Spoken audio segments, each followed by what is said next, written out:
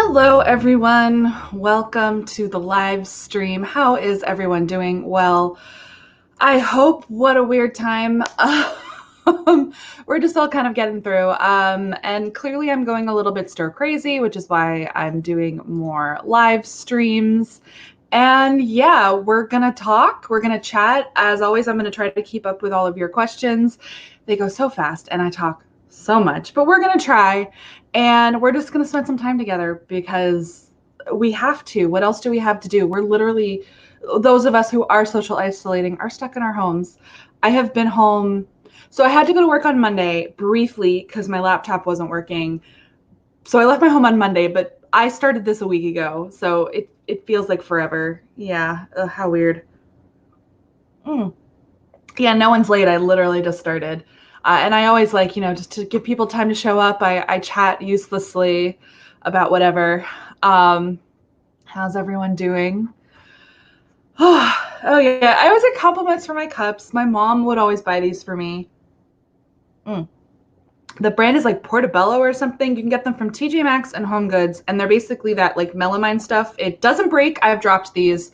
And you can put them in the microwave, and the handle doesn't get hot, which is why they're perfect for microwaving beverages or soup or whatever. Social distancing from New York, yeah. It's so weird because it's like it's beautiful and sunny out, and like we're inside. It actually has been raining a lot, which is my favorite.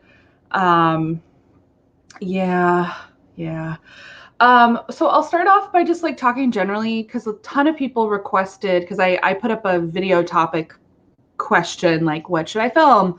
And I've been brainstorming a few things like trying to figure it out. But very frequently requested, how the heck do you write? How do you be creative when you are this stressed, when this stressful thing is happening, when your anxiety is like really bad? Mm.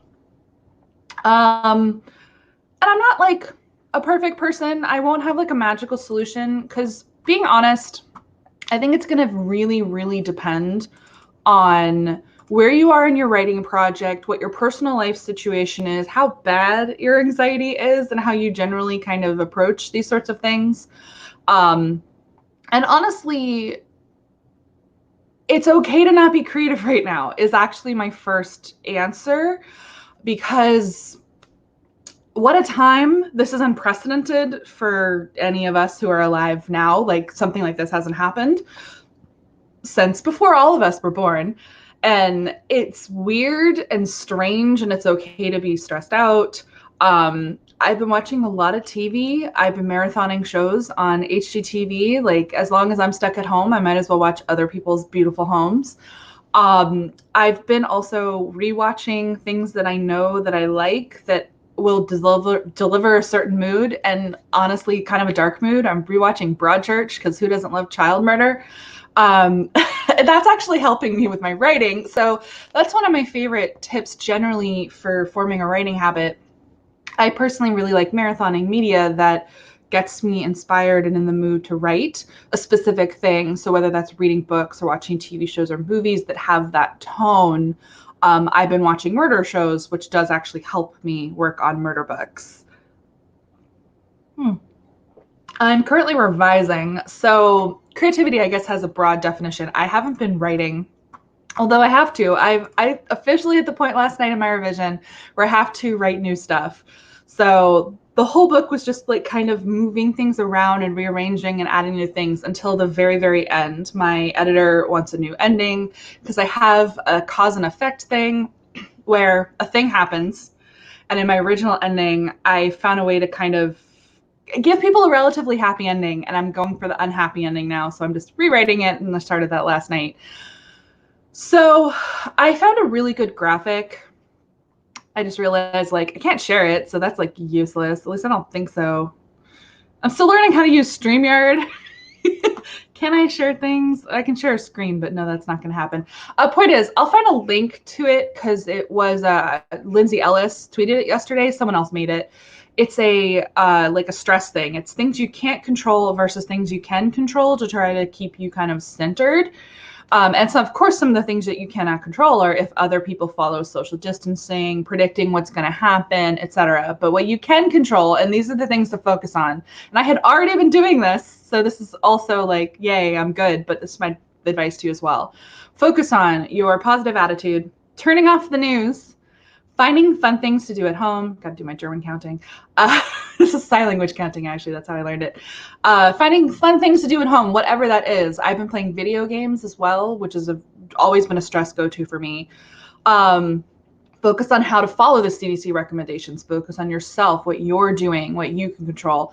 Limiting your social media. I have had to turn off Twitter more than once recently because there have been some insane panic threads that are not helpful, in my opinion.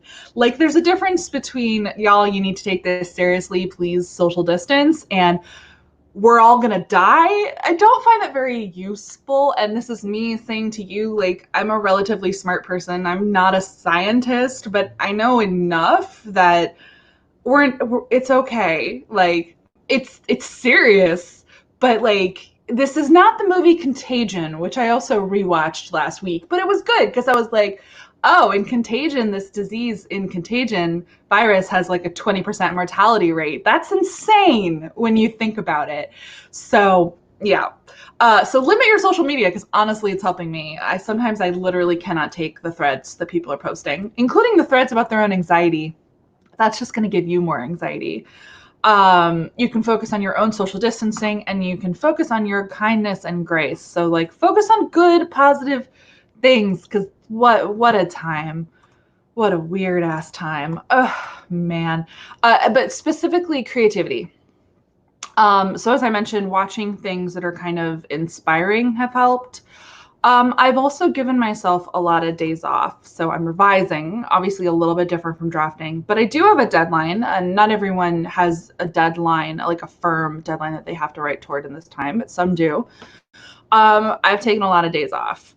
I'm very grateful that I got a pretty generous extension because it's given me inadvertently, like, we didn't know this was going to happen when I got it. But it's inadvertently given me a lot of wiggle room that I've found that I've needed. There have been 1 or 2 days over the last week of social isolation where I just like could not work on something. Like, my brain was like, no.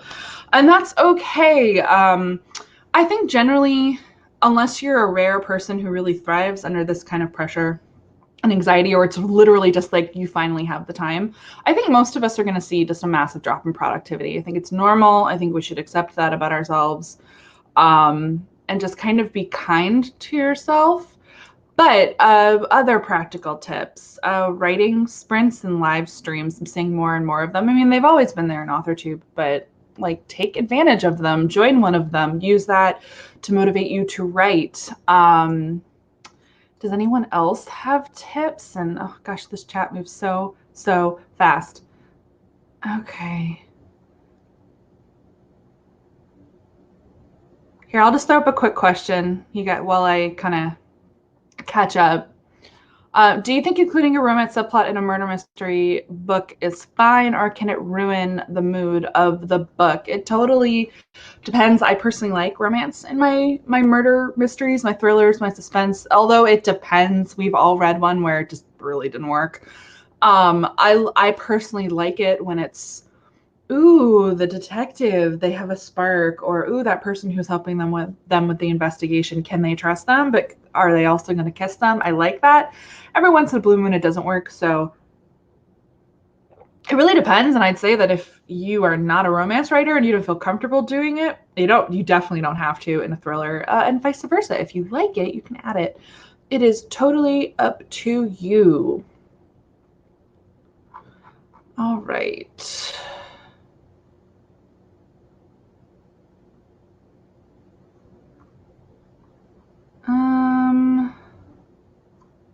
Here. How do you handle the race against time feeling when writing, i.e. when the IVs became very relevant? How did you not panic to finish? Your whip is topical and you're panicking a lot. Yeah, it's not easy. I won't lie. Well, first I was just kind of like, I patted myself on the back. I was like, good job. You got an idea that turned out to be really, really topical. And I was already on a pretty decent schedule. I was writing every single day.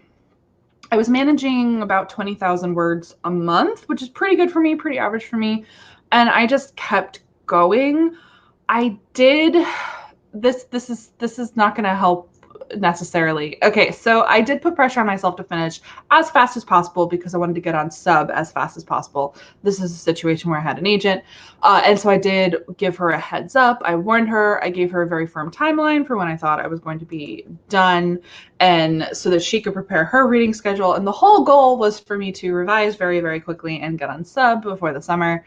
And then my personal life imploded and that didn't happen. So like weirdly, it was kind of, I guess what I can offer is there isn't always as much of a rush as you think.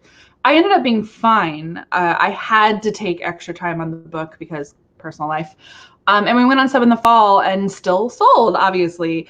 It was still just as fresh. Only one book had quote unquote beat me to market, but it's super, super different. And that's Julie Buxbaum's book. I think it's called Admission. But that one is a YA contemporary take on a similar topic. Sorry, I've got like a hair in my eye. That was very clearly developed because of the scandal. It wasn't being written before. I'm actually fairly certain it was packaged, that the publisher was like, we want this book.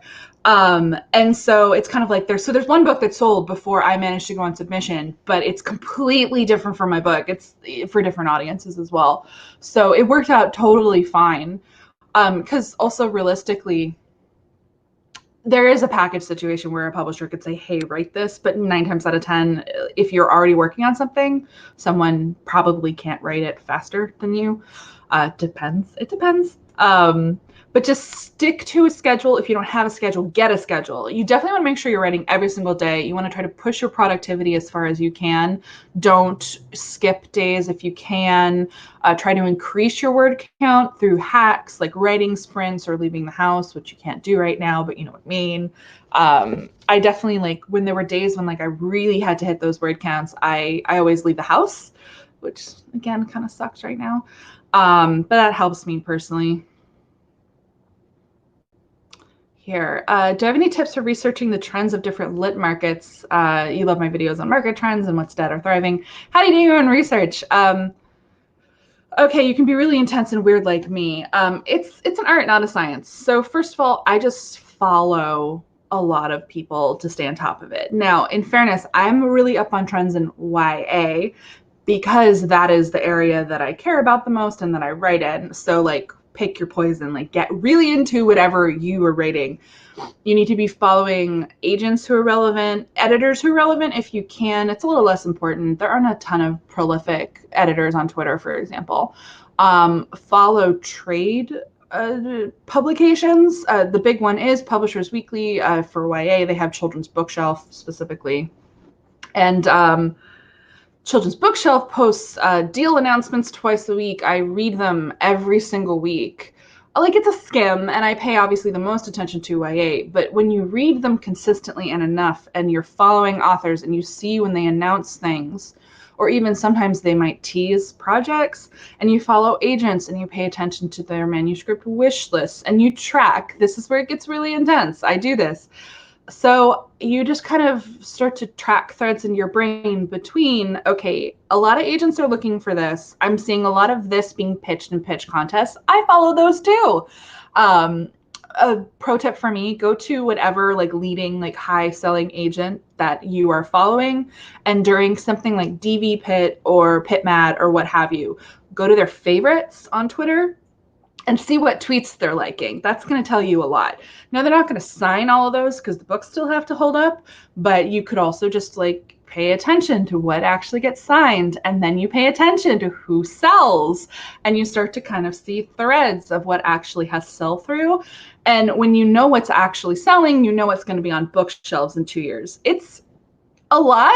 I'm very intense. I also have a Publishers Marketplace subscription, which I just enjoy looking stuff up on, and that's when you start to just notice trends. So that's how like I was noticing before, not other people, like I'm not special. Agents do this too because it's literally their job, but I was noticing witches slowly coming back, or like little bits of paranormal in a book or two, a couple of like weird books that like mash genres. I just pay attention.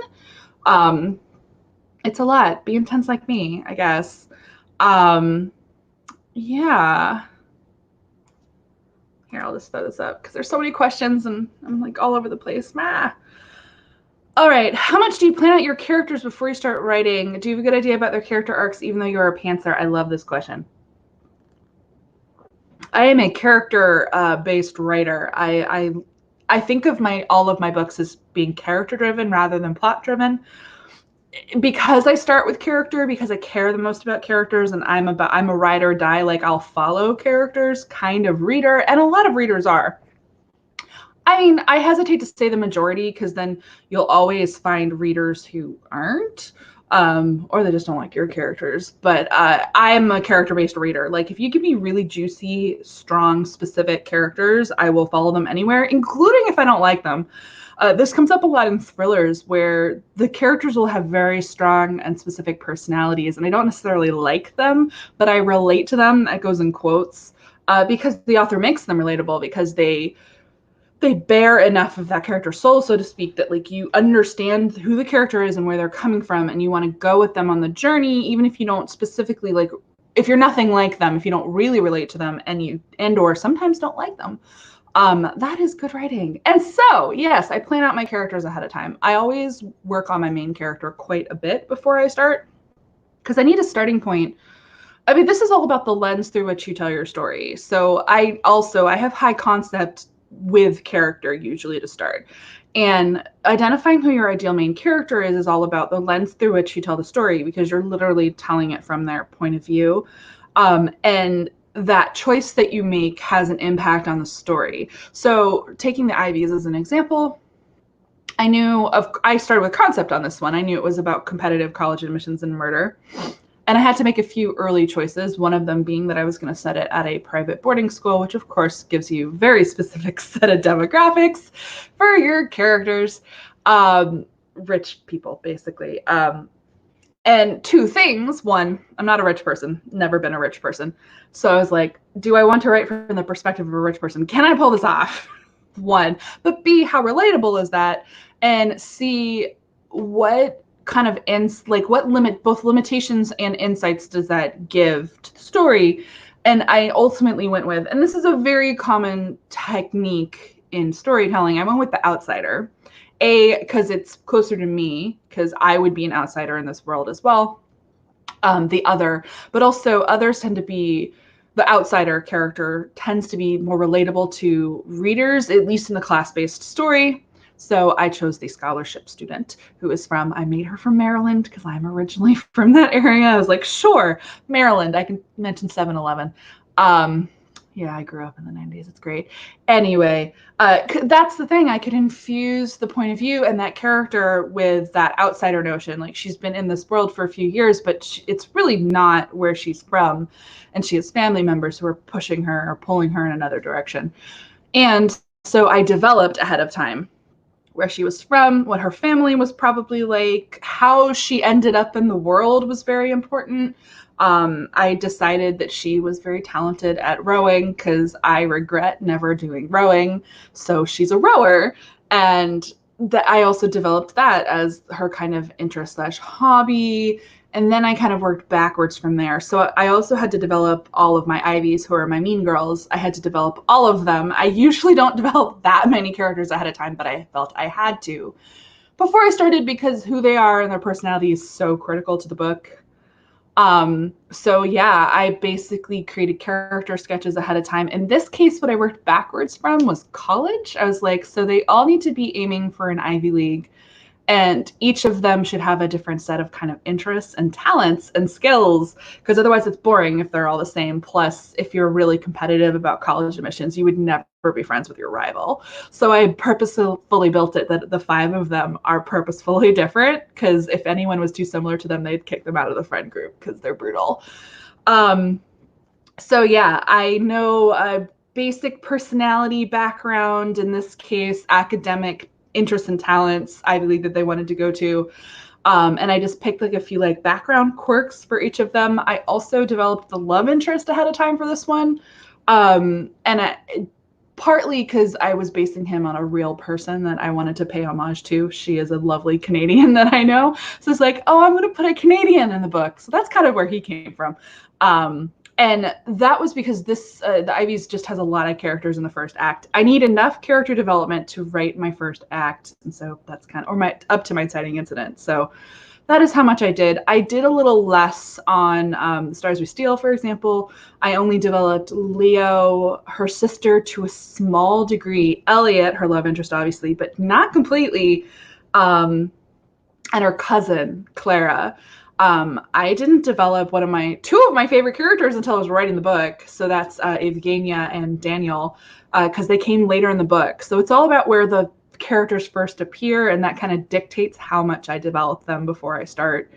But yeah, I just rambled a lot. And this is another question. I kind of just gave tips on character development. I will say I have an entire video on character development 101, which is basically my process. I'm all about character, like background history. I honestly think about their parents. I tend to think about where their parents are from and how they might have raised their kids, which is it's a lot. But it genuinely helps me. And every character should have a want and not a hobby, but like an interest, because humans have interests, and this is like kind of how we fill our time and set ourselves apart. Like, I'm an indoors kid who like watches a lot of movies and reads a lot, and that's why self-isolation is both fine and not fine. But like an outdoors kid would be really, really miserable, because going outside and hiking might be part of their identity. And how does that form you as a human? I just love all that kind of stuff. Yeah, and by the way, in this chat, instead of like religiously being chronological, I'm going to try to actually keep up with the chat, which means some of you might have to repeat your questions, and I'm sorry. Please don't hate me. I'm sorry, this is just such a specific question. I'm going to put it up. Do you think incest in the story adds thrill to a thriller? Yeah, it can. I've seen it done. It's not... I mean, if you've watched my tropes video, you know that... I mean, I like fake incest. I don't like real incest. But meaning in a thriller, I've seen it used decently as a twist, but it's usually a fake out because it's really dark. I say be careful with that, because it's going to elevate your work to a soapy level. Yeah, I mean, it's been done. It's been done well. I've seen it done well.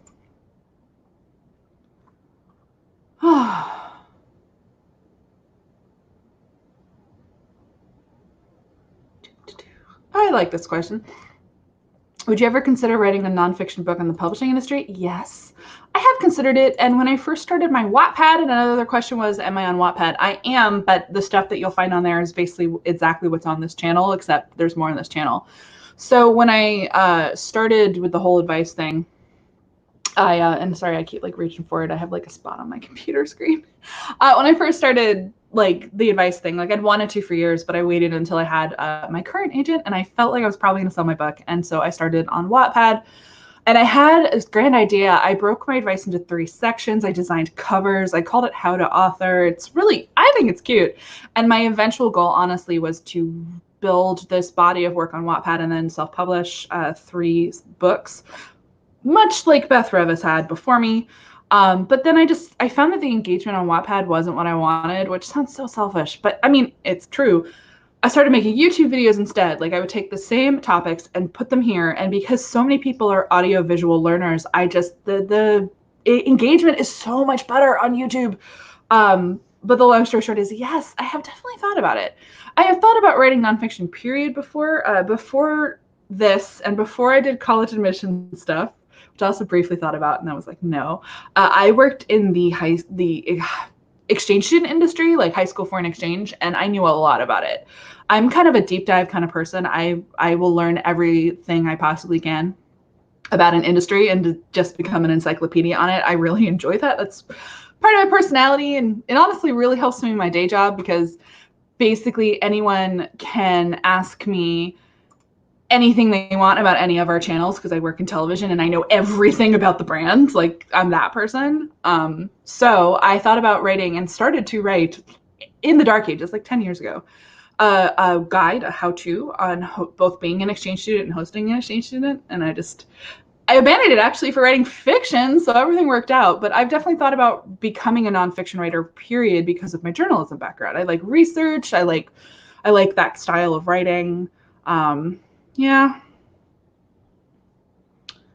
This is a question. Oh, craft questions are so hard because I always worry I'm going to be dumb and say the wrong thing. But it's a good question. Can you talk about how to determine what's the inciting incident and what's the break into two? I actually do kind of know this, especially if your MC goes to a new place like Stella did in Brightly Burning. Yeah. So the inciting incident is a moment of change, whereas the break into two is the decision to go on a journey. It's like a distinction. So in Brightly Burning, the inciting incident is when she gets the email from the Rochesters saying, you got the job. The break into two is when she actually leaves, which it's kind of a low key. Those are low key points. Like they're definitely more high octane and exciting. So in the Ivies, the inciting, well, I can't even say the inciting incident because it's a spoiler because it's not the murder, I don't think. I think it's something else. Regardless, there's a murder. But then my break into two is when my main character decides that she is the person who has to solve this murder. So it's a decision point that propels you into act two, which is when stuff happens, basically, when you're building your plot. I've learned so much about structure since I started this channel because you guys really like craft videos, which is the only reason I forced myself to learn any of this. I think it's by slowly but surely I am becoming less of a pantser. Yeah, I still adore pantsing though. Oh, this is tricky. Yes. Do you have any advice on handling writers who cannot handle criticism when CPing or beta? Oh, on handling, like they're the problem. Oh, yeah. So if you're the one giving the feedback and they're not handling it well, walk away.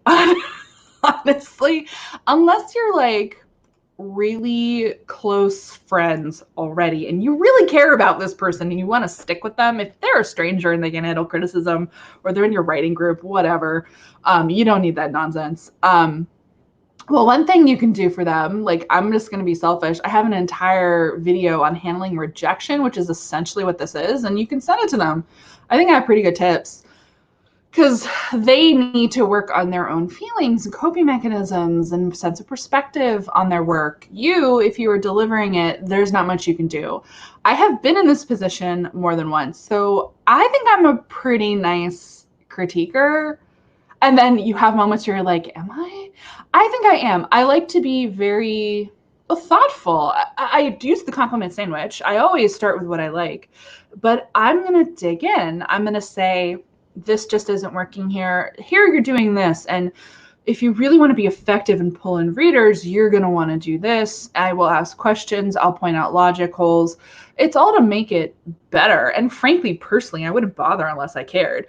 But that can be, it's regardless. If someone is hoping that you'll say, oh my God, it's amazing, it doesn't matter what you say, they're going to reject it. And there's one specific case I can think of where I haven't talked to that person since I sent them what I thought was really gentle, but very specific feedback. And ultimately, I can't beat myself up about it. It's not my problem. They weren't in the right position at the time to handle it. And if they ever come around and change their mind, I'm here. I'm not mad. I'll still talk to them. But they like 100% like put up a brick wall between us. And it's interesting. It just happens sometimes. Yeah.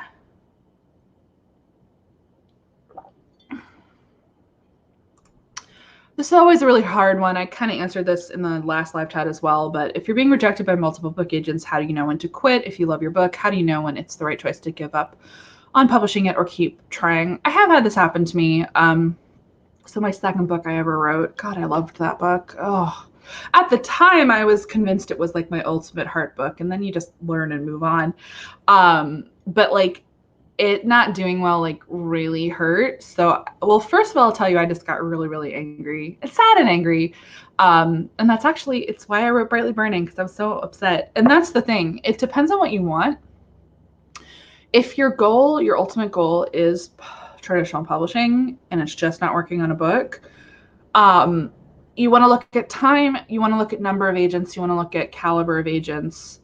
And if you've queried every agent who would realistically want to be represented by, something's got to give. If it's been a couple of years, something's definitely got to give. Please don't work on the same book for 5 or 6 years. I've seen it. It's devastating for outsiders. I mean, yeah. And the number of queries, this is also about quality of agents, but I think in most genres, once you pass 50 or 75, unless that 76th query is a brand new agent at one of the top agencies, like you're mostly going to be scraping bottom of the barrel. And I genuinely just don't think that's worth it because your book's probably going to die anyway if you sign with a poor agent, even if they're interested. It just depends. It also depends on why you're being rejected. And it's the alchemy of it's different for every single person and situation. So is it your query or is it your pages? Is it your concept? Is it just a bad market? It really, really depends. I personally err on the side of 99% of the time just write a new book, because if traditional publishing is your goal and a book isn't working, you have to move on. That doesn't work for everyone, especially if you are open and interested in self-publishing or publishing with a smaller indie publisher. It really depends what you want, but in my experience, a lot of the time, what writers really want, they don't find it when they quote unquote settle. I'm putting settling in quotes, because if you're going for traditional publishing, it's probably what you want. Those other avenues aren't settling if that's what you want. But I find that 90% of the time they're not satisfied or happy, and it would have been better to work on a new book. You can go back years and years later, like this is the sad thing, and get really fresh perspective on that project. So that second book that really was my heart book, I look at it now, I think it's good, but it's a little too juvenile, like in like the writing style and like my sophistication as a storyteller for the traditional market. The irony is I think it would have done well in self-publishing. I still think it would do well in self-publishing, but I am so far beyond my kind of interest and craft level from when I wrote that I have no interest in going back and editing it. So go figure. And that's the thing. I've just completely moved on from it, and I'm surprisingly fine. But it's like I've got it up my sleeve to maybe do something with it later. Yeah. So many questions. Trying to catch up. Well, here's an easy one. If your main character's in their 20s, it's not YA. Done. Like that's just the way that it works. Even in YA crossovers, you can't get out of the teens without it being pretty firmly not YA. Adult, honestly, unless you want to age down your character and like make a concerted effort to make it YA.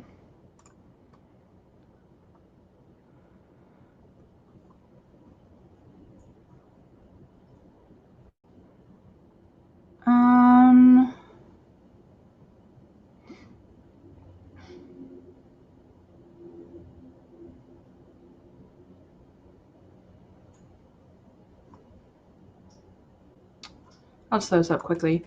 Totally fine. Do what you want. If it's okay to write multiple projects at once. This is totally a writer by writer thing. I personally can't work on multiple projects at once, but I know people who can. If it works for you, you should do it.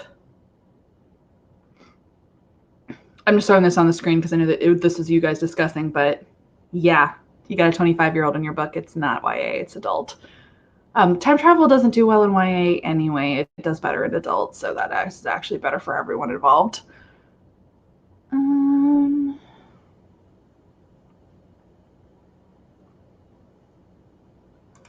This is almost a trick question. What's the best POV for a YA fantasy book, and what's the easiest to write?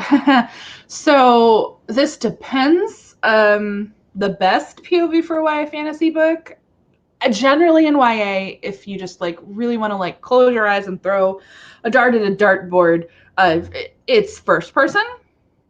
Either first person present tense or first person past tense, doesn't really matter, just because that's the most common in YA. However, fantasy is the one genre where you can get away with third person in YA. I actually love third person writing. But if you do third person in YA, it needs to be incredibly close. And here's the thing, which one is easier depends on how good a writer you are. I know that sounds really, really terrible. I think first person is deceptively easy. People think it's easy because, I mean, it technically is, because it's like, I did this, I did that. But first person very quickly will become monotonous, boring, and telling is a huge problem in first person. I've seen writers who were beautiful writers in third person fall flat on their faces in first person, where it's just like the prose is very plotting and there's nothing very interesting about it. So that's the thing, it's deceptive how easy it is. But by the same token, so third is technically easier if you read a ton of books in third person, But I mean, third person can be, what is hard about third person is that it can be difficult to make it feel as vivid and close as YA requires. So it depends. My cats are fighting. I mean, not like really, they're play fighting. So that's why I keep looking over there. What's your take on parents being absent in YA? It's a trope for a reason. The reason we do it is that if parents are actually good at what they do and are present in their kids' lives, half of these stories would happen, more than half. So I'm fine with it. It's always fun when there is a present parent, but there's a reason that we do whatever we have to do to get them out of the way. So I'm totally fine with it. It is an accepted trope of young adult fiction that you will either have absent parents or make them really incompetent or otherwise incapacitate them. So Teddy, stop. My cats are ridiculous. Oh, I guess everyone's a little wired this morning and going a little stir crazy. Though I guess with self-isolation, we're just living like cats. They live like this all the time. This is their domain and they never leave. At least mine don't, because they're strictly indoor cats, because I don't want my cats to die because I live in Hollywood. Like, I've seen the occasional outdoor cat in Hollywood and I'm like, that's not a thing. Your cat is gonna be eaten by a mountain lion or hit by a car. Or stolen. I love this question. I want to write thrillers, but I don't think I'm smart enough to write a foolproof plan where the villain can get away with murder, kidnapping, etc. Do I ever feel this way? Yeah. So the reason, I think my entire writing life is full of things I said with definitive like belief that I've proven true, that I've proven untrue years later. So for example, I mean, way back in the day when I was writing fanfic, I could never write a novel. Yeah, that it worked out for, or it didn't work out for the better. I proved myself wrong on that. And years ago, I have a friend who's really, really good at writing thrillers, and I read her book. She's a critique partner of mine. I was like, you were just so talented at this. I could never do this. I'm not smart enough to come up with this and write all these plot threads. And all it takes is one really, really good idea, a lot of research and reading, and then a ton of work. You can do it. I did it. I don't think my thriller is the most brilliant thriller ever, but I managed to do it because I decided that I wanted to, and then I put in the work. It is a lot of work. So first of all, watch my plot of thriller backwards video. It's not so much about them getting away with it, because in a satisfying thriller, they usually don't, to be honest, because you want them to be caught in the end and have some sort of resolution. It's a matter of motive, like figuring out a really juicy reason why something is being done. It's more about a twist than someone getting away with it, if that makes sense. And work backwards from that. And you can, well, first of all, read a ton of thrillers and watch murder shows and murder movies. There are a lot of accepted like tropes in the genre, and if you ingest enough of them, you'll start to get a feel for what those tropes are. There are common kind of reasoning that is kind of behind certain thriller threads, and you'll learn what's common, what you can borrow versus what you want to subvert, and you can basically teach yourself to build that thread. It is possible. It does take a lot of work though. So that was 5 years ago, and I was like, I could never write a murder mystery, and then I finally did. But it took the right idea, and then, I mean, it took a lot of work. I read like 50 thrillers last year. To kind of like fill my brain with all of this stuff and like get really up on the genre. Well, 50 thrillers between 2018 and 2019. So, and I'm still reading, and I think my next thriller is going to be even better. It's twistier than the Ivies. Like, I think it's more complex. I'm improving, basically. Though also on this revision of the Ivies, I made it more complex. Like, it's a process. You're not going to bang out a perfect first draft of a thriller. You're going to do a lot of editing to add some of that complexity.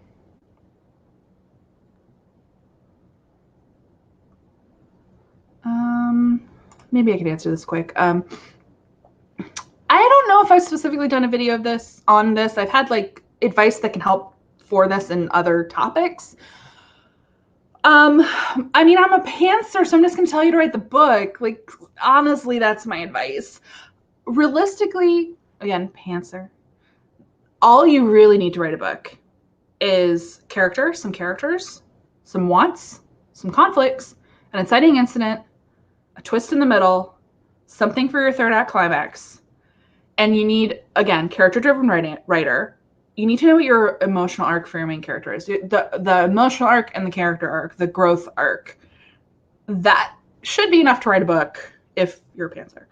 And it's just like, you need to want to tell yourself the story and just like pick a day to start and like set a deadline for yourself and just do it, personally. Because I think you can develop a book forever if you don't kind of get disciplined with yourself and just finally do it.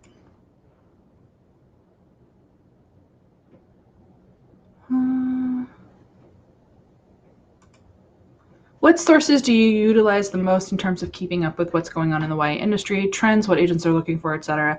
The deal announcements. Read the free ones in Publishers Weekly twice a week. Like, just if you just start doing that, you're going to be so ahead of the curve.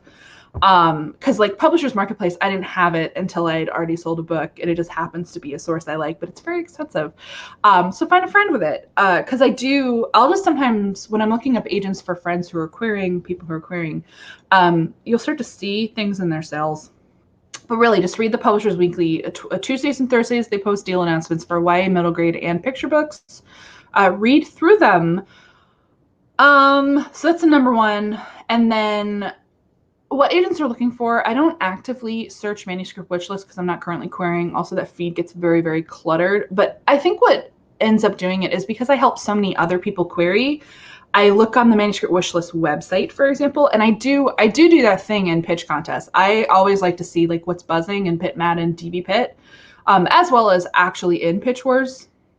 That'll tell you a lot.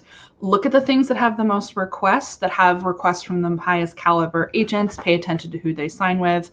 Those are the number one. So it's really between like Twitter. I actually do get a lot of my best information on Twitter. You can see a lot of like kind of trends develop there. My cats are still playing. Teddy, you weirdo. Those are the big ones. Let's see. I like this one. Oh, God, cats, stop. They're driving me crazy. What are your thoughts on publishing as a teenager? I think, so teen writers are basically Schrodinger's writers. Hold on, I'm going to try to stop the cats by throwing an eyeliner at them. No, that did not help. No, there's just an eyeliner in the box that one of the cats is in. Schrodinger's novelist is what a teen writer is. Statistically, you shouldn't be good enough. Like, meaning statistically, most young writers, and I mean, it's really just new writers. I always disclaim this when I talk about young writers. You could start writing at 29. I started writing at 29. And your first novel is still going to have issues in it because you're a new writer. It's not just about age. But regardless, there's a stigma against teen writers. So you're a Schrodinger's novelist. You could be amazing or you could not be, and you don't know until you see it. So I actually encourage teen writers, if they've done their due diligence, if they've polished and they're really like, you know, proud of their book and they've done the work, I say query, honestly, because there's some amazingly talented teen writers out there, like really, really good, who get publishing deals. Like, it happens. One of my favorite YAs of all time was written by a 16-year-old. That is The Duff by Cody Keplinger. She was preternaturally talented. And my tip there is, well, A, why not? B, don't mention your age in your query. Because of this stigma, you don't want agents to go in assuming that it's not going to be polished enough. What you want to do is you want to hook them with every other aspect of your story and your writing. And then if they offer, you have a conversation with them. You're like, hey, I'm a teenager. And you go from there. And if you're nervous about that, there are definitely agents who rep younger writers. So look for those agents because they're clearly experienced repping younger writers. So I say, why not? Now, should you wait until you're older to publish? Yes, if you're considering self-publishing. Traditional publishing is going to do the gatekeeping for you. It'll save you from embarrassing yourself because you're not going to get through unless your writing is good enough. And then they're going to teach you, they're going to work with you on, you know, professional editing, etc. I don't advise teenagers self-publish because I feel inevitably you're going to regret that.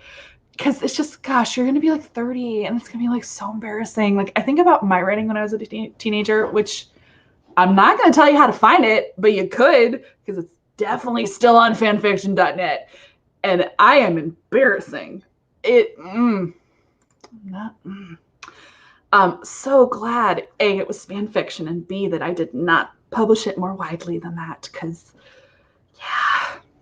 That said, again, some teenagers, though, are just way more sophisticated and talented than I was when I was a teenager, so their stuff is probably way better than mine. Like, because I mentor teen girls in LA, some of them are just ridiculously talented. It's humbling. You go in there and like you're mentoring them and you're like, you should teach me. I'm like, this is really, really good. I mean, mostly the main thing I noticed with younger writers, teen writers, the mechanical writing can be incredibly excellent, and it is with the really talented ones, but where there needs to be kind of polish and work is I find that there's a lot of melodrama in the writing of younger writers. She says, someone who's never quite outgrown her melodrama, but I have learned to edit it over the years. But I think it's really common to be a bit more melodramatic when you're a teenager.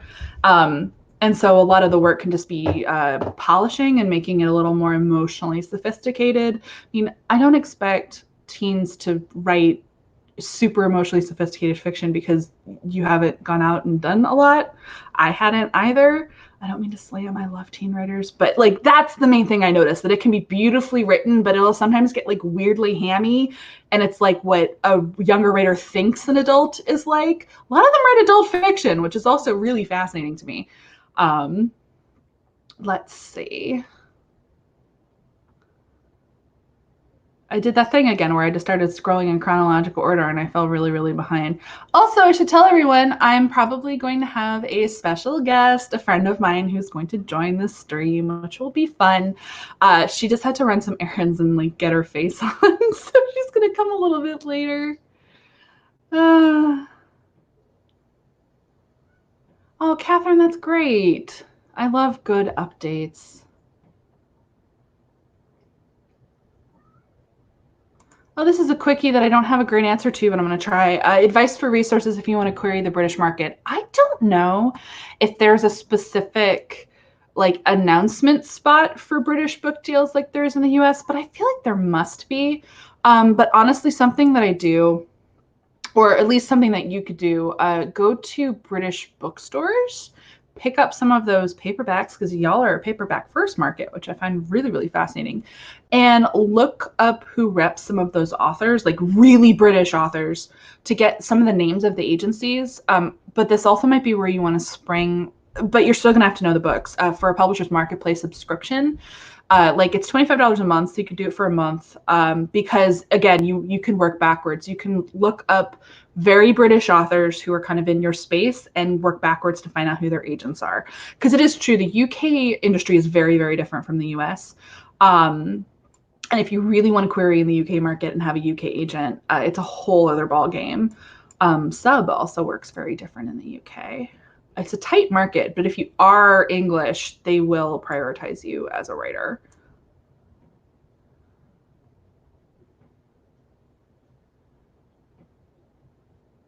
I'm just trying to, it's so hard to keep up with everything. Oh, I like this one. Should readers be able to piece together the plot of a murder for themselves, at least in a reread, or can the author get away with an impossible mystery to solve? I personally don't like the latter. I think that when it's like, ha ha, you can only know this because of an evil villain monologue and none of the clues were there, I think it's cheap. I think it's a cop-out. And it annoys me as a reader. I do think there can be aspects of a mystery that a character couldn't possibly organically find out through investigation. They can find out about it later in the book and then realize in hindsight that they had pieces of it, but without, it would have been impossible for them to make that assumption based on who they are. I have one of those in the Ivies. I have a twist where honestly, there's literally no way that my main character could have put it together because she's just not the kind of person whose mind would have ever gone there. Which speaks to her delicate character, but she had all the pieces and didn't know it. So the hints are there. So on a reread, the reader would be like, yeah, it's really obvious once you know it. I'm fine with those sorts of things, including as a reader. Like I'll read thrillers that do that. So when I talk in my wrap-ups about, oh, I guessed this twist, but then they surprised me with this twist, that's what it means. There should always be things that your sophisticated thriller reader is copping onto because they're experienced in the genre. If you don't have some pieces that are kind of clear, I think it takes the enjoyment out of the book. But then if that's all that they get, it can really be a bummer for them. So you need those kind of wham two punches, like the things that you bring up otherwise. I do think on a reread, a reader should be able to grasp at those things, but it's okay to have things in the end they're based on very, very subtle and difficult to piece together clues. I don't like the impossible ones though, where there was literally nothing and all of a sudden it's like, didn't you know I'm evil and I murder children? I don't know. I don't like that at all. I think it's lazy writing. Well, not lazy writing. Like I think that's a little mean of me. I think it can often be the sign of an amateur writer, of a writer who's still kind of learning. Or it could also, honestly, it often shows that it's either a writer who's less sophisticated in the craft or a pantser. Sometimes that's the sign of a pantser, not always, when something comes out of nowhere.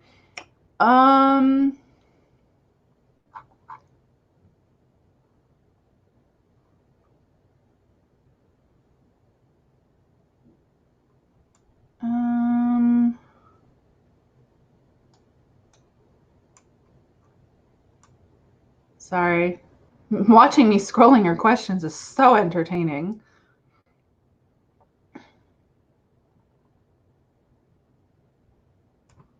Here's a decent one. Can you have older main characters who still apply to YA readers?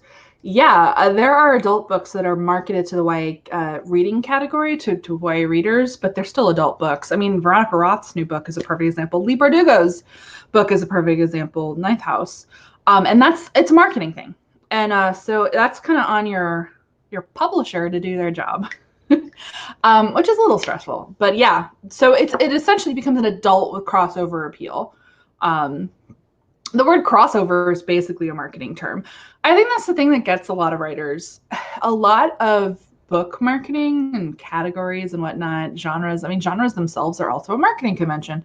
It's all marketing. It's all about kind of the labels that you can put on a work and how you can target a work so that it reaches the right readers. Everything is marketing.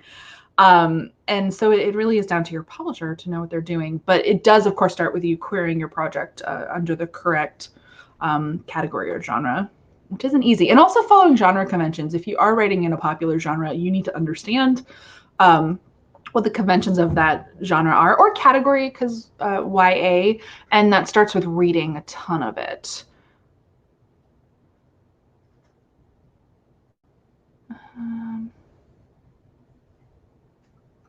I can do this one fast. As someone with a fanfic background and fanfic being less taboo, have you noticed an increase in fanfic tropes spilling into traditional publishing? Yes, I have. It's great.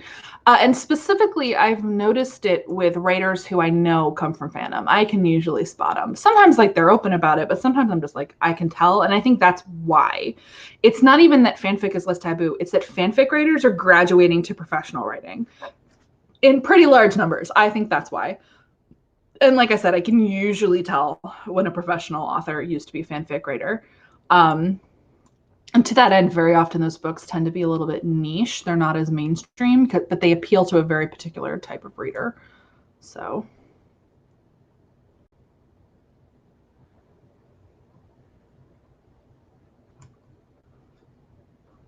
Here, I can answer this reasonably quickly as well. Your book is suspense, more on Stephen King style. Do you think I should communicate that somehow in the query? Yes. First of all, you can call your book suspense rather than a thriller, but also it's all about comps. Just use comps very, very smartly. Comp your book to books that have that similar mood and flow and feel. Don't comp to anything that is more high octane or not at all like what you're writing. I mean, comps literally are how you tell an agent where your book would sit on the shelf and what is like a similar read alike. So you want to just like really smartly use your comps in this situation.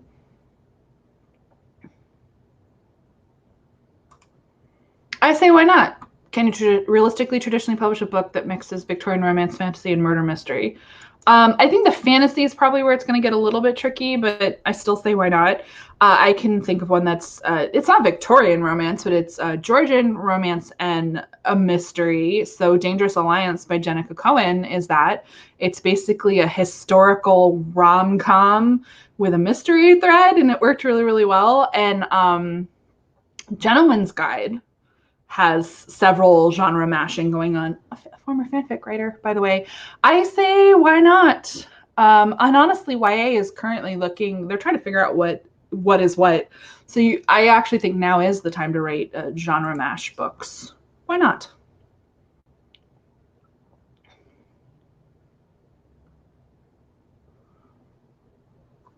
This is a good one. I love it. Shop talk. I don't remember if we talked about this past, but in regards to genre, will it be harder to keep a brand? Will finding agents be hard if you admit you're all over the place in genres? Yeah. So this is something that a writer is going to have to just resign themselves to. Whatever book is going to become your debut, whichever book is strong enough to get an agent and to sell, you're going to have to resign yourself or get real comfortable. Resign is such a sad negative word. You have to get comfortable knowing you're going to write minimum one more book in that genre, but usually you want to do a little bit more than that, because it's basically like, it's not worth it as an investment to the publisher, and it also isn't good for you as the author to have readers invest in a book and then literally never write anything like that again. Because readers typically, when they like an author and they like their writing style, they want to go into the next work with a reasonable expectation of what they're going to discover. So, for example, I knew that I had to write another sci-fi romance for my second book because that's what I was delivering in the first one. And then it also became organic to do a retelling. That's like a brand expectation. People who picked up Brightly Burning kind of knew what to expect in The Stars We Steal, although I went pure romance on that one. Way less sci-fi stuff in it. And I'm doing a brand shift to thrillers. There are aspects that if people liked my first two books, they will like my thrillers, but I know I'm going to lose certain readers and I'm going to pick up new readers. And I also know I need to write at least, if the world allows me, 2 to 3 YA thrillers minimum. And then I plan to transition into adult. And I know if I do that, I need to have like a bank of these, because specifically thriller readers expect a writer to turn out thrillers consistently. And it's part of the author brand. Otherwise, the author brand is honestly useless. A thriller writer is not going to follow a writer into fantasy. That's just not how it works. You can be a versatile writer, but you basically just have to be like, I do 2 to 3 books of any given thing. And then you need to look for agents who have clients who dip into a lot of different places. There are certain agents who are much better at handling that kind of career than others. Now, mind you, of course, it's also a matter of the agents following the lead of the client. Like, the client can drive a lot of that, but some agents just flat out, it's not their strong suit. So you need to work backwards from authors who do what you want to do, who have the kind of career you want to have, and you should target the agents who rep those kinds of authors. Because you have to look for agents who have a very wide breadth of taste, who also know how to position a client who writes all over the place. But yeah, you got to write at least 2 books in a genre, usually, to make a publisher happy, but also it's better for your readership. Like, you can't just be V.E. Schwab right out the gate, writing in like 7 genres across categories. Like, that was built up over time as well. So there has to be patience in your early career. So like, whatever you debut with, like, that's your life for a few years, and then you earn the privilege of branching out usually.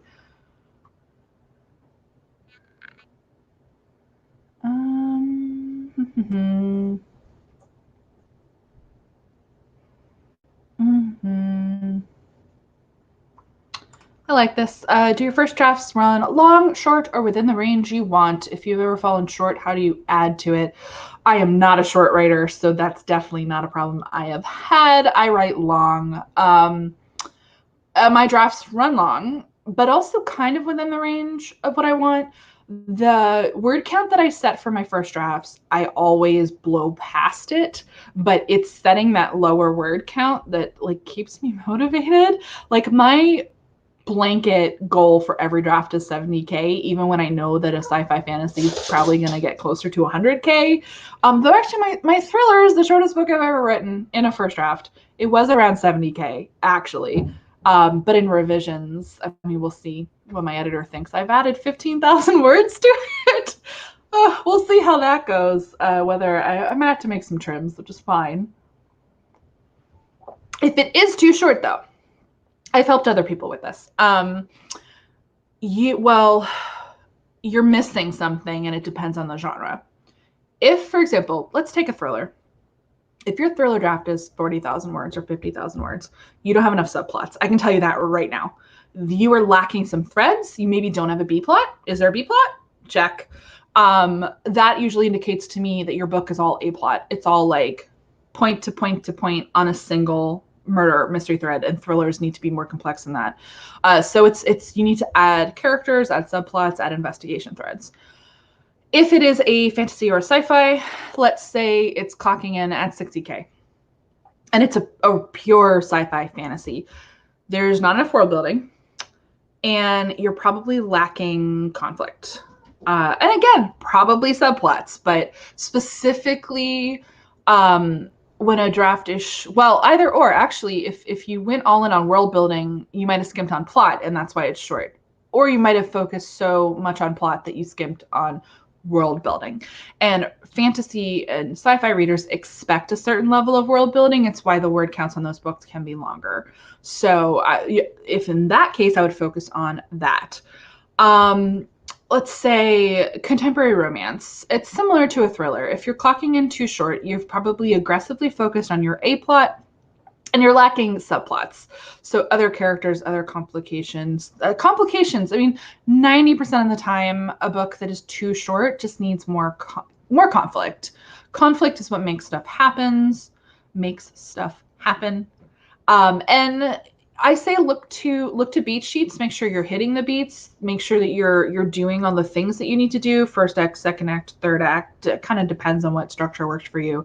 A lot of the time, I think that beats are either being skipped or they can be longer. So,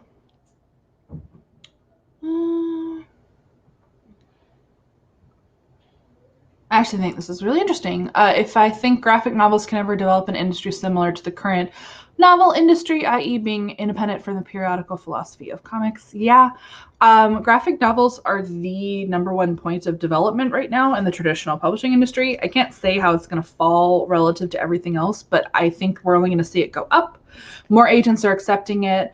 More publishers are wanting to publish it. They're opening imprints just for graphic novels, like the Big Five, in addition to all the great independent publishers out there. Graphic novels are a really great tool for reluctant readers specifically. And I think especially in kind of the deficit of not having Harry Potter for a really long time. I mean, there's always been a challenge getting kids to read, and specifically as they get older, and there's all sorts of things with gender as well. Overwhelmingly, boys tend to be more reluctant readers than girls do, which I think has to do a lot with social conditioning. And so I've seen some great programs that focus on getting boys into graphic novels, which is a really good idea. I think that we're going to see more of that over time. I also think we have more reluctant readers than we used to, and I'm not equipped to like really say why. But the point is, yes, I think that it's only up from here when it comes to graphic novels. I have my eye on that space, and actually, like, really cool, we have 2 AMM mentees in round 7 who are graphic novelists who are doing graphic novels. They're illustrators and writers basically, which I think is super, super cool. It was really thrilling to see those entries in our inbox. It's something that we hadn't really had before.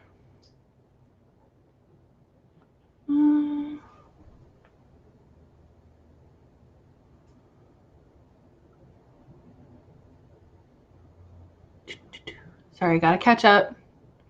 Trying to catch questions. This is one of my favorite topics. Tips to avoid scams like vanity presses and bogus agents. Well, first of all, vanity presses. They ask you to pay for anything. It's a vanity press run. Like, you shouldn't be expending any funds to a publisher to be published. It's a little different when you've decided to self-publish, and there are some publishers, I shouldn't put that in quote, but who essentially help you self-publish. There's a line there in terms of paying them to help you self-publish. But vanity presses, like any publisher that basically offers to publish almost anything that's submitted to them, that's asking you for money, etc., just run. No. And then bogus agents. I have so many videos on this. So many. Look up their sales. Ultimately, honestly, the proof is in the pudding. Look up their sales, and if you don't have their sales, look up the sales of their agency. You will see patterns. You would need Publishers Marketplace for this. I love it. Ask someone like me to look it up. The patterns become really, really clear when you know what to look for. 90% of the time, the thing to ask yourself, have I ever heard of this publisher? The answer is no. If you click on it, you're like, no. And you go to their website and you look at their covers and their authors, you're like, no. If you've never heard of anyone, if you've never seen any of their books at the bookstore, is that what you want for your career? You also have to know what you want for your career. Yeah, it honestly comes down to sales. Where are they selling? Where are they capable of selling? And what do you want? When I counsel people on traditional publishing, let's be real, even when we're suffering from imposter syndrome and we're down on ourselves and we think we're not good enough, we still secretly want to be published by a major publisher. And that is the bar for most people who are pursuing traditional publishing. And if an agent can't meet that bar, they are a waste of time. I know I toe a harder line than a lot of people, but I think you deserve to have high standards too. You're worth it. And of course, I'm the person who would rather throw out a book and write a new one than settle. So don't settle. Yeah. I don't settle in my personal life either. And I'm very single. So yeah, it's great.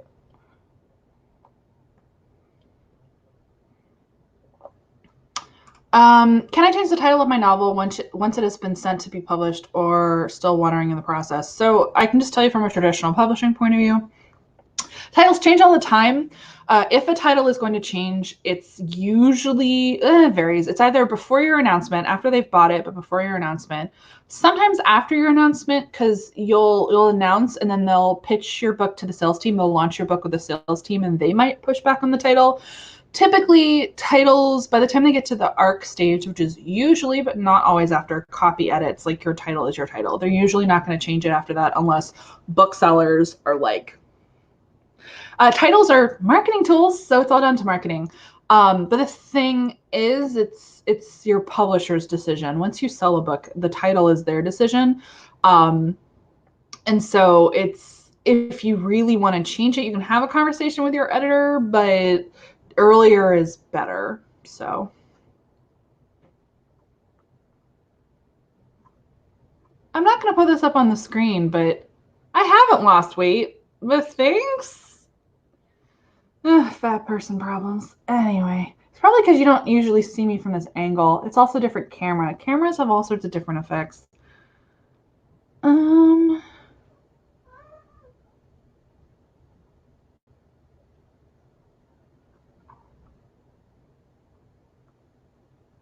Oh, this is a good tip. Google name of publisher scam. Also, I heard that the Absolute Right forums went down, which is just a loss to the community. I heard it a few weeks ago. Let's see if that's still true. Because for a really long time, that was one of the best sources.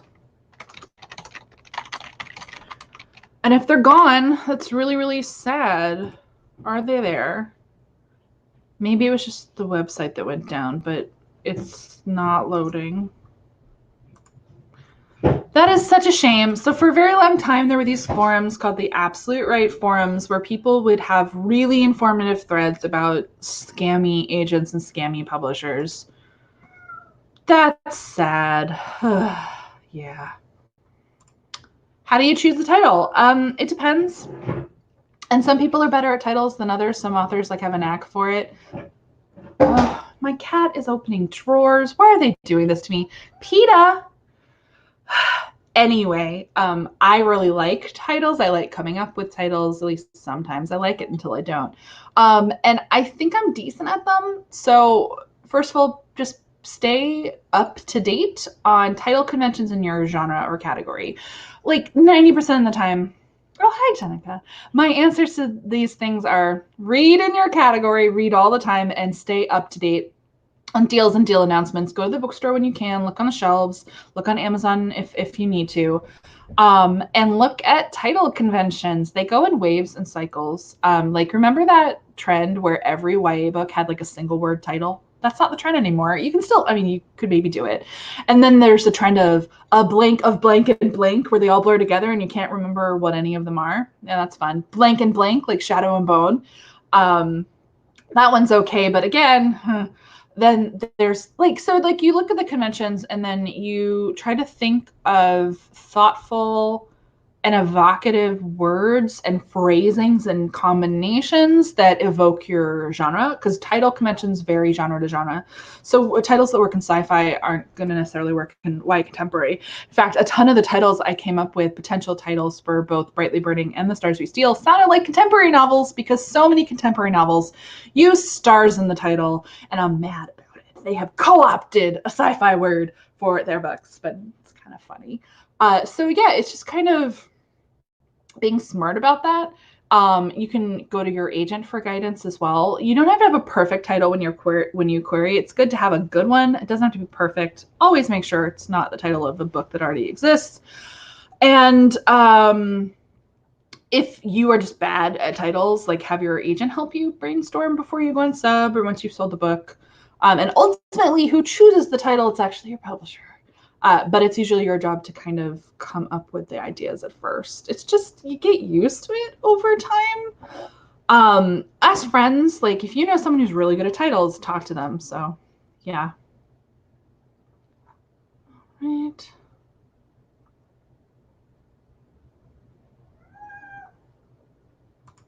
I don't know. Why do more teen girls read than teen boys? They just do. It's like a thing. Again, I do think it's social conditioning. Girls are socially conditioned to have certain types of hobbies and interests. I don't like it. Yeah, I'm a quiet indoors kid, but that's just who I am. But I think people of all genders, gender identities, should be able to do whatever the heck they want. I think we should defy social convention when we're socializing children. I think boys should be given dolls, and I think that boys should be sat in a corner to read, told to be quiet. I'm joking, but I think girls when they're younger are told to be quiet. We're told to, our parents are more likely to shove a book in our face. I don't know. It's weird. It's just a thing. I don't know. Honestly, putting more boy protagonists isn't really going to help because a lot of girls don't like reading them. Some do. You have to get boys much earlier than that. I guess my brain went to YA. You didn't even write that. My brain went to YA. That's the thing. A ton of middle grade books star male characters. It's actually the norm in middle grade. The boys still leave the category. Like boys who become men just leave. Like a lot of them don't stay readers. It's just a thing. And I'm not educated enough to speak to it in depth. I've been to so many panels, like really good panels with teachers and librarians who talk about this phenomenon. It's a known thing, which is why Harry Potter was so amazing when it dropped, and then Percy Jackson after it. Both of those series did huge things for cultivating male readership. But those kinds of books are lightning in a bottle, and they just don't come along very often. So yeah, I don't know. But I assume it's more of a nurture thing than a nature thing. Yay, my friend is here. I'm so excited. Okay, I have to make her live. I've never done this before, so this is a test. Hold on. All right. This is all right. So, okay, this is gonna be fun. So I'm adding my friend Rosiee Thor to the stream. She wrote "Tarnished Are the Stars," which came out from Scholastic in the fall. So like, I guess we should talk about sci-fi. I don't know. All right, I'm gonna add her to the stream. We're gonna see how the heck this works. Bear with me. There's Rosiee. Hooray! Hi. Yay! Hello. Really important question. What are you drinking from your mug? Coffee. Okay, good. Cheers. Hello, everyone. So now you can ask Rosie questions. What I love is that she can talk about stuff while I actually keep up with the stream. This is amazing. Oh, great. I can't keep up with the stream, it looks like. So Exactly. Well, actually, I pitch your book. I did like a short one. Tell everyone about yourself. Totally. Okay. I should have like grabbed a copy. Wait, hang on. Hang tight. It's like right across the room. What if I just like got up and got it instead of sitting here? Hang on. Yeah, do it. You're smarter than me. Y'all know what books I write. It's fine. I don't care if you buy them. We talk about writing. It's whatever. I mean, you can buy them if you want. I will say, my books are very socially diverting. So if you just want like a silly read, it's great for social isolation. Cheers. Okay. We did it. Go team. Yes. Here it is. Yay. It's so shiny and I can't angle it right. But this is my book. Yay. I wrote it a lot, many times. As is. Yeah, actually, you should talk about that. Yeah. You know a lot about editing and revising. Yeah. Wouldn't it be super fun if I talked about editing right when I have to edit a book? And it's good stuff. We'll talk about that in a second. Hey, you missed the beginning of the stream. I'm almost done with my revision, but I'm at the part where I have to rewrite the ending. Love that. Love to do that. Yay. Yeah. I do all the hard stuff. It's fine. It's fine. Editing is hard. Now I get to rip my character's heart out of her chest. It's fine. I love that. That's good. Love to do that. Love to ruin people. It's not a romance. I don't have to have a happy ending. Yay! Yeah. So tell them what your book is about. Okay. Yeah. So Tarnished Are the Stars. It's a science fantasy novel. So it's like a little bit sci-fi, a little bit fantasy, kind of genre blending. And it is about 3 queer teenagers who have to save their planet from, unfortunately, I'm so sorry, you guys, for the timing on this, a deadly epidemic. But it's not like a virus or anything. Yeah, it's not like a virus. It's a sci-fi trope. It is. And they're dealing with heart disorders. So these are disabled teenagers who are running up against a healthcare system that doesn't care about them. And it's like very close to my heart and I think very relevant to what we're going through right now. And but not in a big scary quarantine kind of way, just in a like, hey, what if we all punched our health insurance kind of way? Nice. Yeah. Anyway, there's stabbing and gay stuff and yay. We love to see it.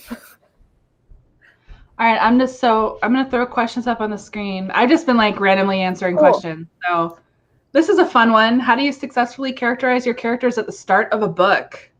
I actually just did a critique that kind of touched on this. And I think for me, when I'm writing, but also when I'm reading, what I'm looking for is vulnerability. And I find that often I will read or I will be writing and then something's not working. And the reason why it's not working is because I haven't figured out what makes that character vulnerable, not necessarily to everything around her, but just on the inside to the reader. So finding ways to touch on things that make them scared or make them nervous or worried, I think really digs in deeper to a character. Sometimes it feels like we get just the bare bones, the outside of the character, and that leaves us without the depth. And when we're missing character, that's what I think is usually going on. What about you? I try to put them in scenes and situations at the very beginning of the book that offer juicy opportunities to demonstrate character. Small moments of conflict, just interesting dynamic scenes. So I'm such a basic bitch. Oh my God, I did this in all 3 books. Wow. Party scenes. Yeah. All 3. Look, it is illegal to write. It is illegal to write a YA speculative fiction book and not have a fancy party. It's illegal. Right? It's against the law. In the thriller, I have a party. It's just more of a kegger. Okay. No, but social situations like that are great opportunities because they're forced to interact with a wide variety of people, both friends and foes. Because I write socially awkward characters, they're usually uncomfortable. And I also am a terrible fanfic writer who likes to get her characters intoxicated as a conflict driver. Don't do it, kids. There's a massive smudge on my glasses. I can't see anything. I was like, why is everything so smudgy? I like to use all of those things. Like, it could be, I'm trying to think. So my thriller, I have scenes set in class to help with with like world building, like, hey, they go to school, but also it helps demonstrate how academic the character is, like kind of the worldview. Like I have a little scene in the Ivies where the teacher asks about Tess of the D'Urbervilles, a book that I love. And I have Olivia go off about Angel Clare because I hate that guy. And it tells you that she's probably militant feminist like me. It's fine. We're fine. But yeah, she's got strong opinions about things, mostly because it's me. I think it's really good to find places where you can. Oh, am I echoing? I'm sorry.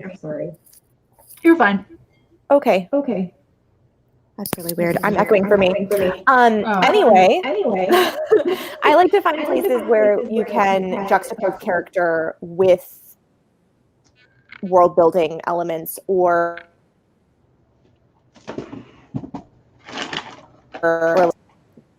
can you still hear me? Can you still see me? Yeah, you're freezing. Can people in the hold on. Can people in the feed still get you? And I'm going to put in my headphones in case that's me. I hope so. Okay, well, I'm not echoing anymore, so technical. Oh, it's gone. Okay, so, all right. If I need to, I will put in my headphones. Okay.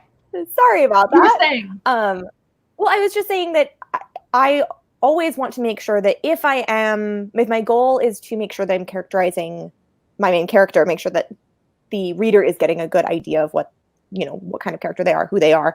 I also want to make sure I'm not leaving out or skipping over the other things that are important at the beginning of the story, like world building and plot and character dynamics.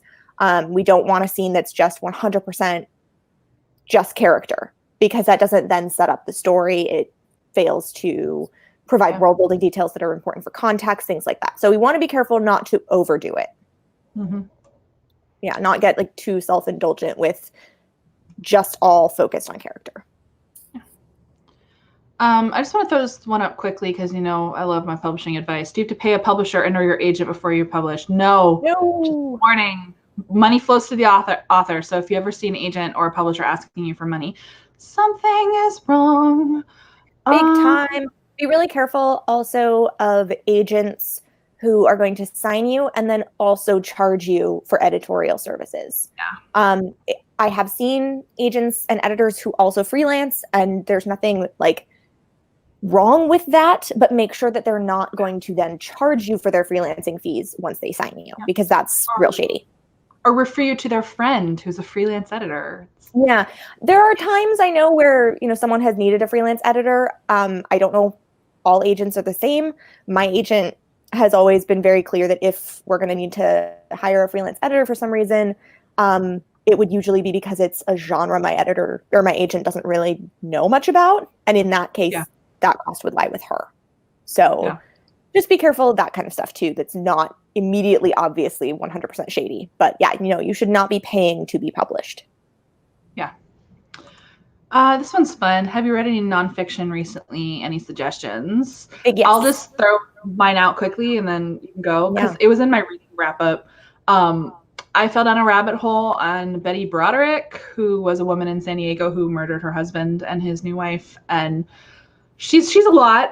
Anyway, it's going to be the next season of Dirty John, which is why I fell down a hole. And there is a book, I think it's still on Kindle Unlimited, by Bella Stumbo. It's called Until the 12th of Never. It has an abysmally horrific, bad cover, but it's a good book. It was published by a legit publisher in the 90s, and it's intense, and it's a lot. And that's the last nonfiction book I read. It was a lot, but I do recommend it if you're fascinated by personality disorders and murder.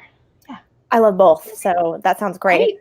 Love a murder book. I have a couple of murder books on hold right now. I've been trying to get Stranger Beside Me for like 6 months, and I'm still waiting. But I recently read Radium Girls, which is about the radium dial workers in the early last century, who were making or painting radium dials on clocks for the military. And then they all got radium poisoning and died horrifically. And it's partly about that, but partly about their lives, and also about the court case that eventually got them the payout that they deserved, all of that. And then I also read Lab Girl, which was a really fascinating piece of narrative nonfiction about a woman working in the sciences. And it's one of those books that I feel like probably the people who are trying to publish it and like the author and the agent were like, well, how the hell do I pitch this?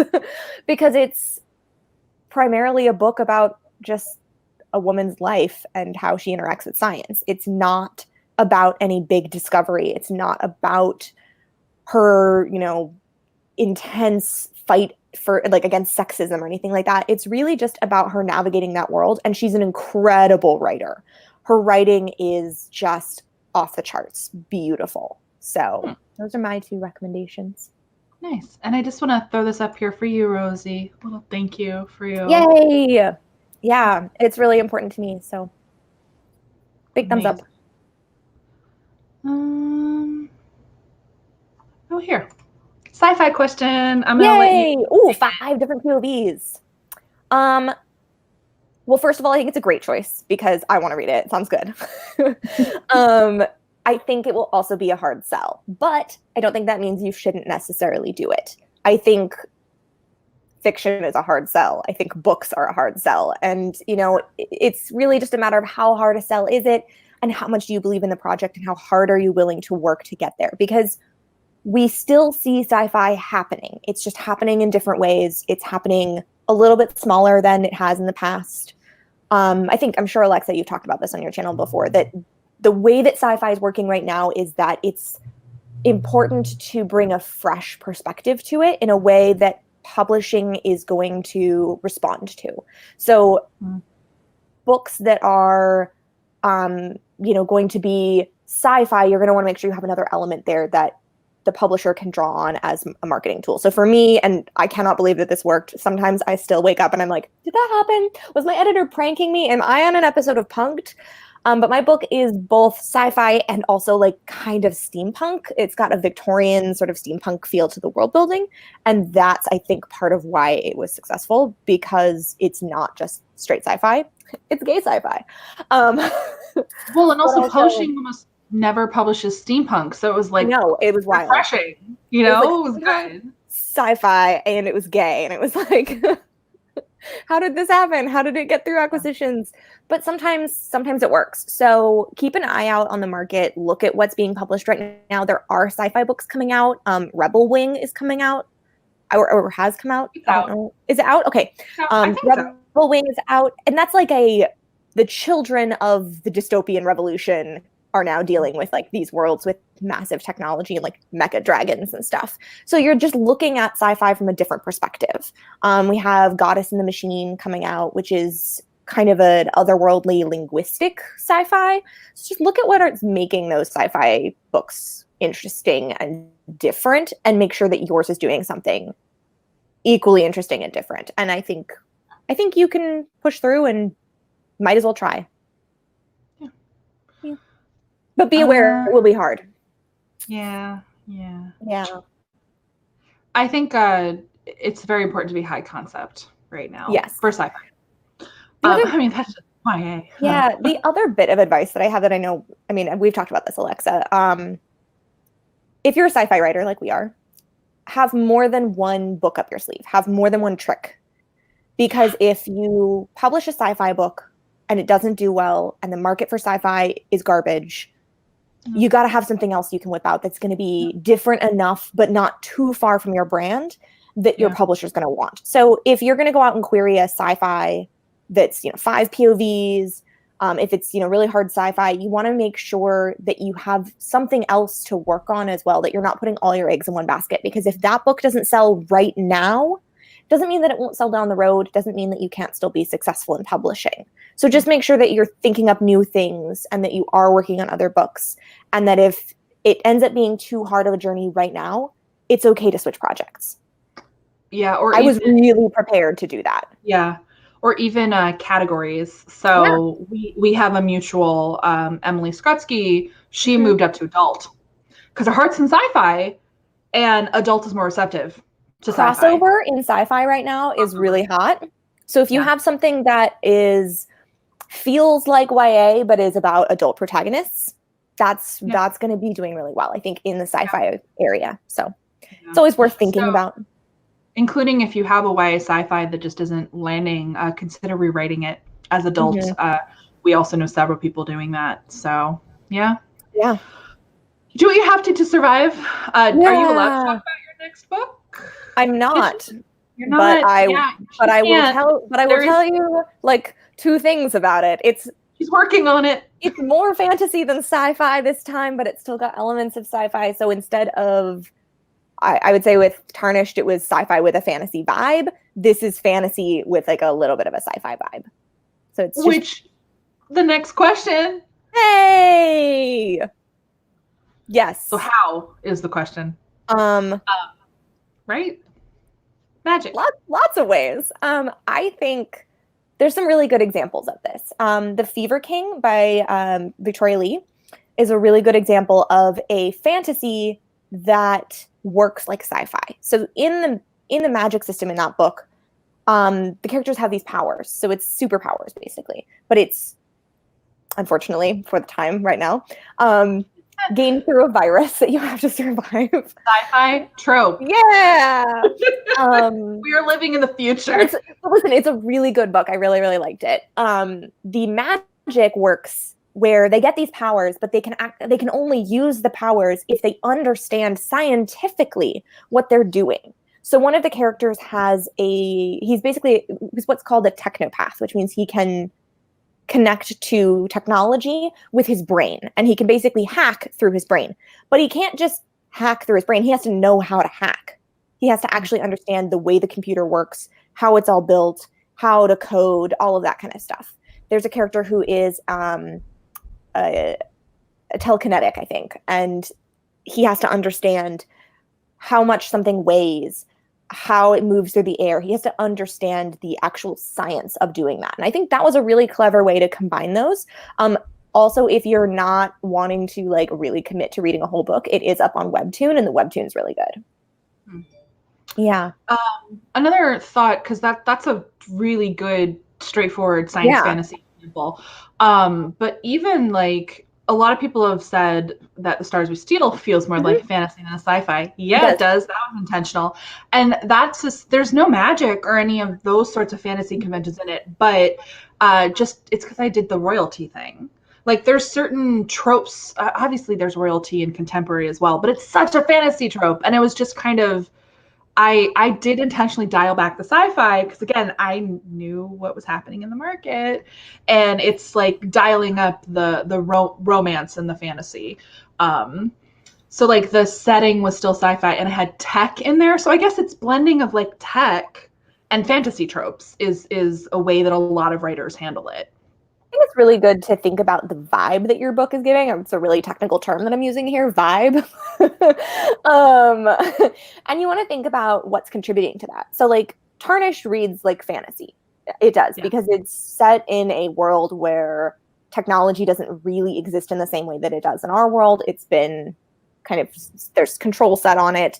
They're functioning in a sort of Victorian light steampunk kind of aesthetic.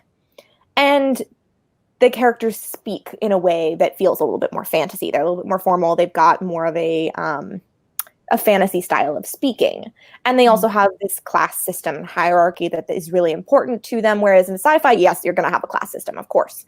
But in a sci-fi, that class system might be built more on a military or on skill or on knowledge of technology. Whereas in a fantasy, it's going to be based on things like birth and like, were your parents rich? So things like that can contribute to the vibe that you're going for. Let's not think about that, though. I'm so Bring dark. out the guillotine. Oh no, this one's for you. I think this is a really good question. Okay. So I did. Okay. So here's the deal. Let's talk about this. When I queried my book, I didn't know what variety of queer I was. I knew that I was one of the queers. I just didn't know which one. So I queried the book as Own Voices for bisexuality. If I was querying the book now, that would be different. I still consider myself bisexual, but I am also asexual on the asexual spectrum and on the aromantic spectrum. And the characters that I found myself identifying with in my book actually changed. So when I queried my book, the character who I was saying was Own Voices was Anna, who is the first chapter character. She is vaguely sapphic. I don't think I use the word bisexual. I don't think I confirm for sure that she's bisexual on the page, actually. At this point, she is probably also aromantic spectrum if I were thinking about it and like really processing that information. She is a lot closer to me than I think I knew back then. But the character that I now feel closest to is Nathaniel. He's the boy main character, and he is both aromantic and asexual and does not want a platonic partnership or a romantic partnership of any kind. And that changed over the course of the book. So I don't know, infamously for myself. Talk about the editing process. I rewrote this book 11 times before it came out. And by rewrote the book, I really do mean rewrote the book, like from beginning to end. There's very little about the book that remained the same from the first draft to the last draft, except I think maybe like the first page and a half. And so the book changed along with me. So as I processed through writing the book, I was also processing my own feelings and my own identity.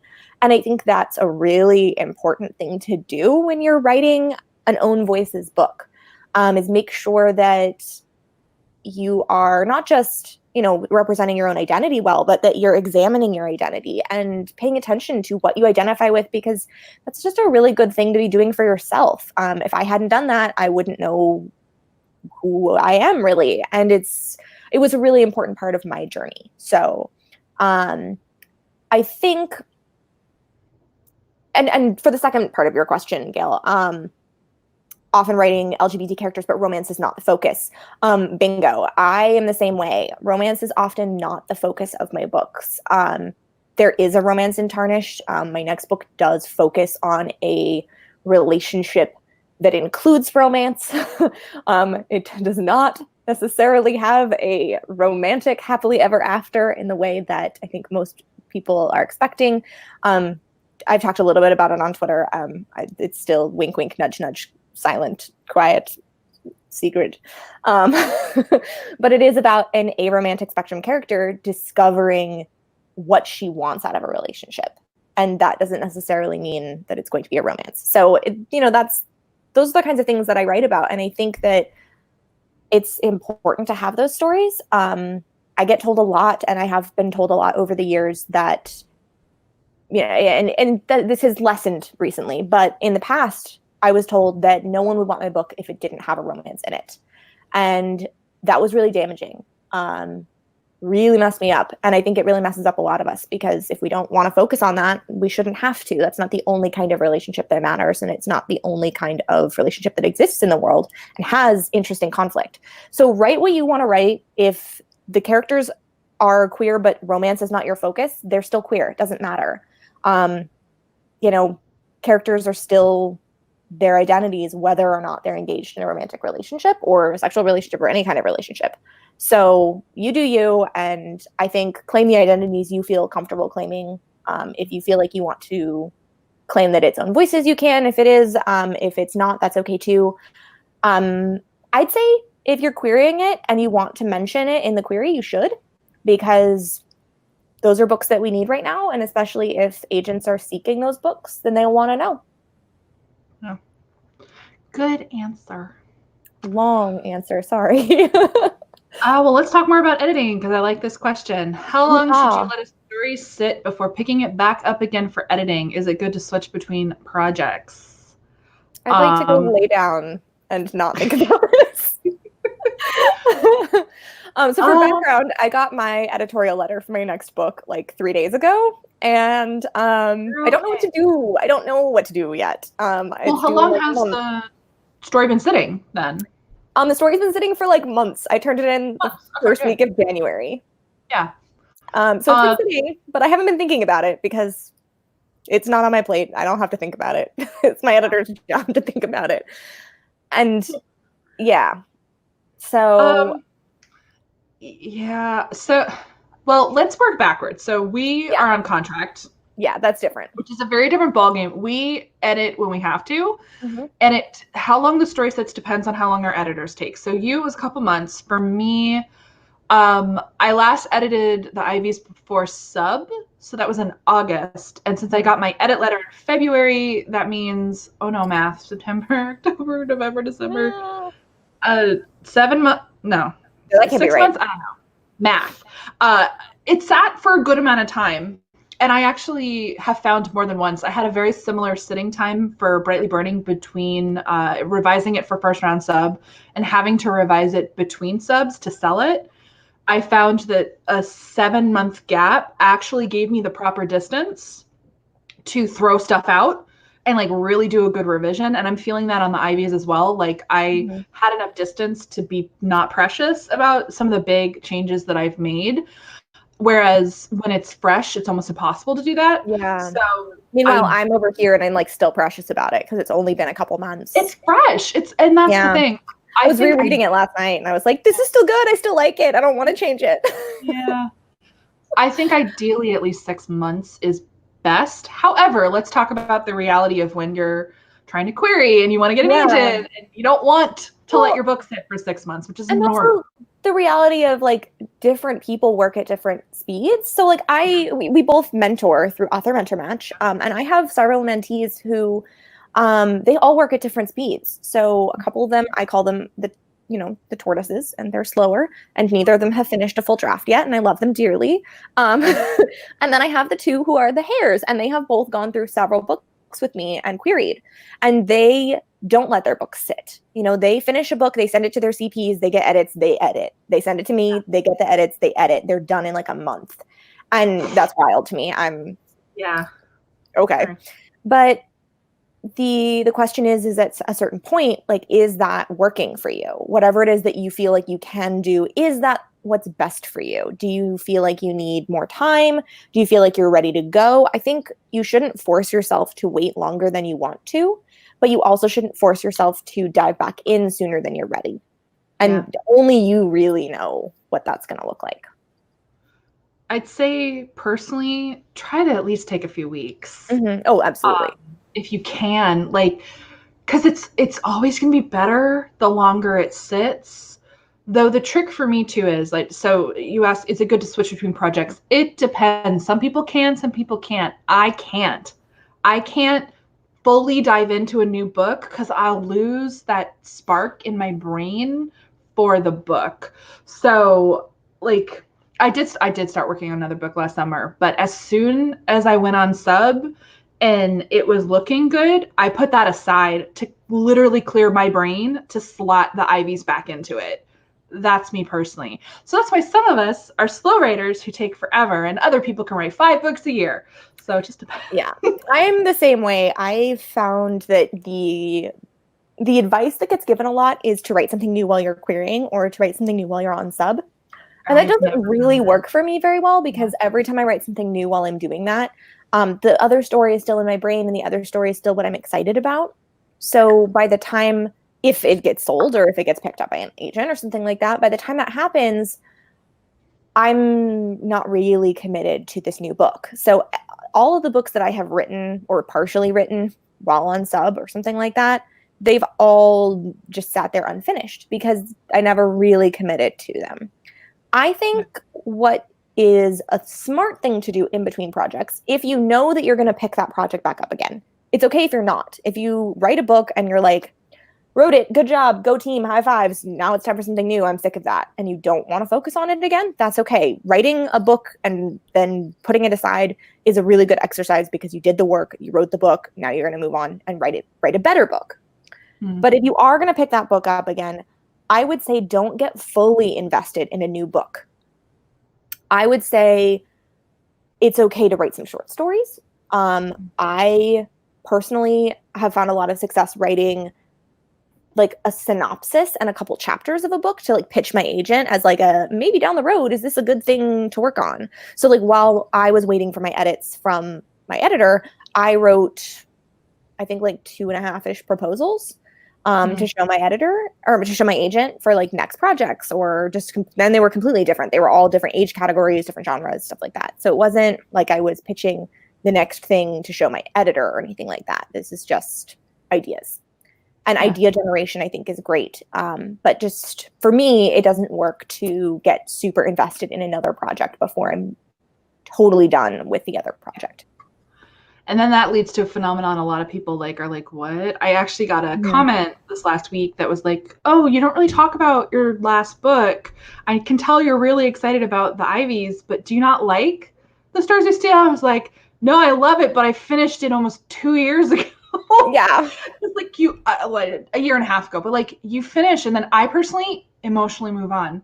Yeah, It's me too. this uncanny thing. And the problem with traditional publishing is that the readers are always like 2 years behind us. Yeah. So like by the time Tarnished came out, I was halfway done with this new book that I'm writing, or that I already wrote, I guess. I was like halfway done with it. I think it sold like the day before my book came out. And I was like, oh, Yeah, I have to focus on this other book that I wrote that I don't remember anything about. Yeah. Yay. And it's hard because you mentally move on. And also there's something that happens, like, I don't know if people really talk about this, but you level up as a writer with each book that you write. You should. Or at least you should. Some people don't. Some people don't. We do it. But like, so you should level up. And so every time that happens, you look at your older stuff and you're like, oh. And it's like, you still love those books and they're still good, but you know you can do it better now. And it's just hard to look at them and go, I know people are going to like this book. And I know that people aren't comparing it to my new book because my new book's not out yet. But I'm comparing it to my new book. And I feel like that's not my best work anymore. And that's a really rough place to be in when you're trying to pitch it and sell it to people. So like, yeah, it's real also weird. Unrelated, buy my book. Well, but I actually think it's part of the healthy coping mechanism. Mm-hmm. That's what gets us through the criticism that it inevitably is going to face when it's out. I like that it's like, well, the door's closed. All I can do is move forward. That helps me personally. It helps me too. I also don't read reviews anymore. I let my agent and I have a friend who will occasionally send me screenshots of nice reviews that they think are great if I'm like having a bad day or something. But otherwise I don't read them because it's just unhealthy for me. Yeah, sometimes you can't help it. Like this morning, I know. Tagged me on Instagram in a lip form review. I'm like, oh. Yeah, you're like, thanks for that. Yeah, like y'all can do your thing. Just don't tag me. Actually, it happened twice this week. Once on Twitter, once on Instagram. That's rough. So glad you had a problem with the pacing. Really enjoyed being tagged. Yeah. I can do so much about that now. Oh, yeah, nothing I can do. Another editing question that I like, because I wonder if we have different processes. How much do you move around your manuscript when you're editing? Is it a linear process or are you all over the place?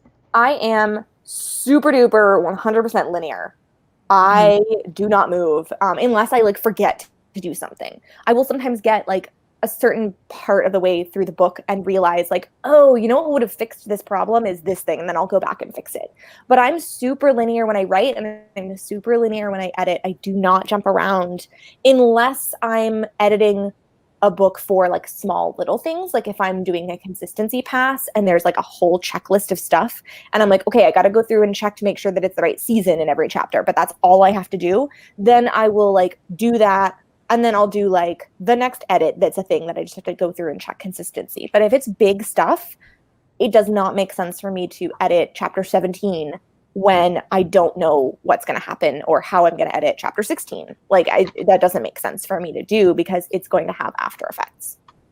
Yeah. Mm-hmm. I'm the same ish. Like my YA thriller did require a little different, but you mentioned like forgetting to do something. Yeah. Way more in a thriller I discovered. So I moved linearly through, but multiple times I got to a scene and went, I had to go back. Yeah. And I had to redo something or insert something. And like, I kind of also started to write the new ending before I started the revision. So there was a little bit of a round, but I also find that linear is best for me usually because of emotional arcs. It's how I keep things clear, but also with thriller threads, it's the only way to remember what the heck I'm doing. Although I also write a lot of notes. Like, don't forget to mention this. So, yeah. I think it's different when you're writing something that has a lot more machinations with like clues and like if there's a mystery involved, that gets a lot more mix and matchy for me. So like Tarnished had a little bit of that with like I had to like lay down the clues in a certain order. It's not like, you know, a super mystery or anything like that, but there are pieces to move around. And so I will find, though, most of the time, and I don't know if this is true for you too, but most of the time, the majority of the stuff that I need to edit is somewhere in the like later half of the middle and the end, because that's where all the pieces are coming together. And that tends to be where you get things mixed up and little pieces have to get moved around. So for me, that's kind of what happens. And sometimes that means that I can skip the beginning because the edits there are all going to just be little line edits, and I don't need to worry about those yet.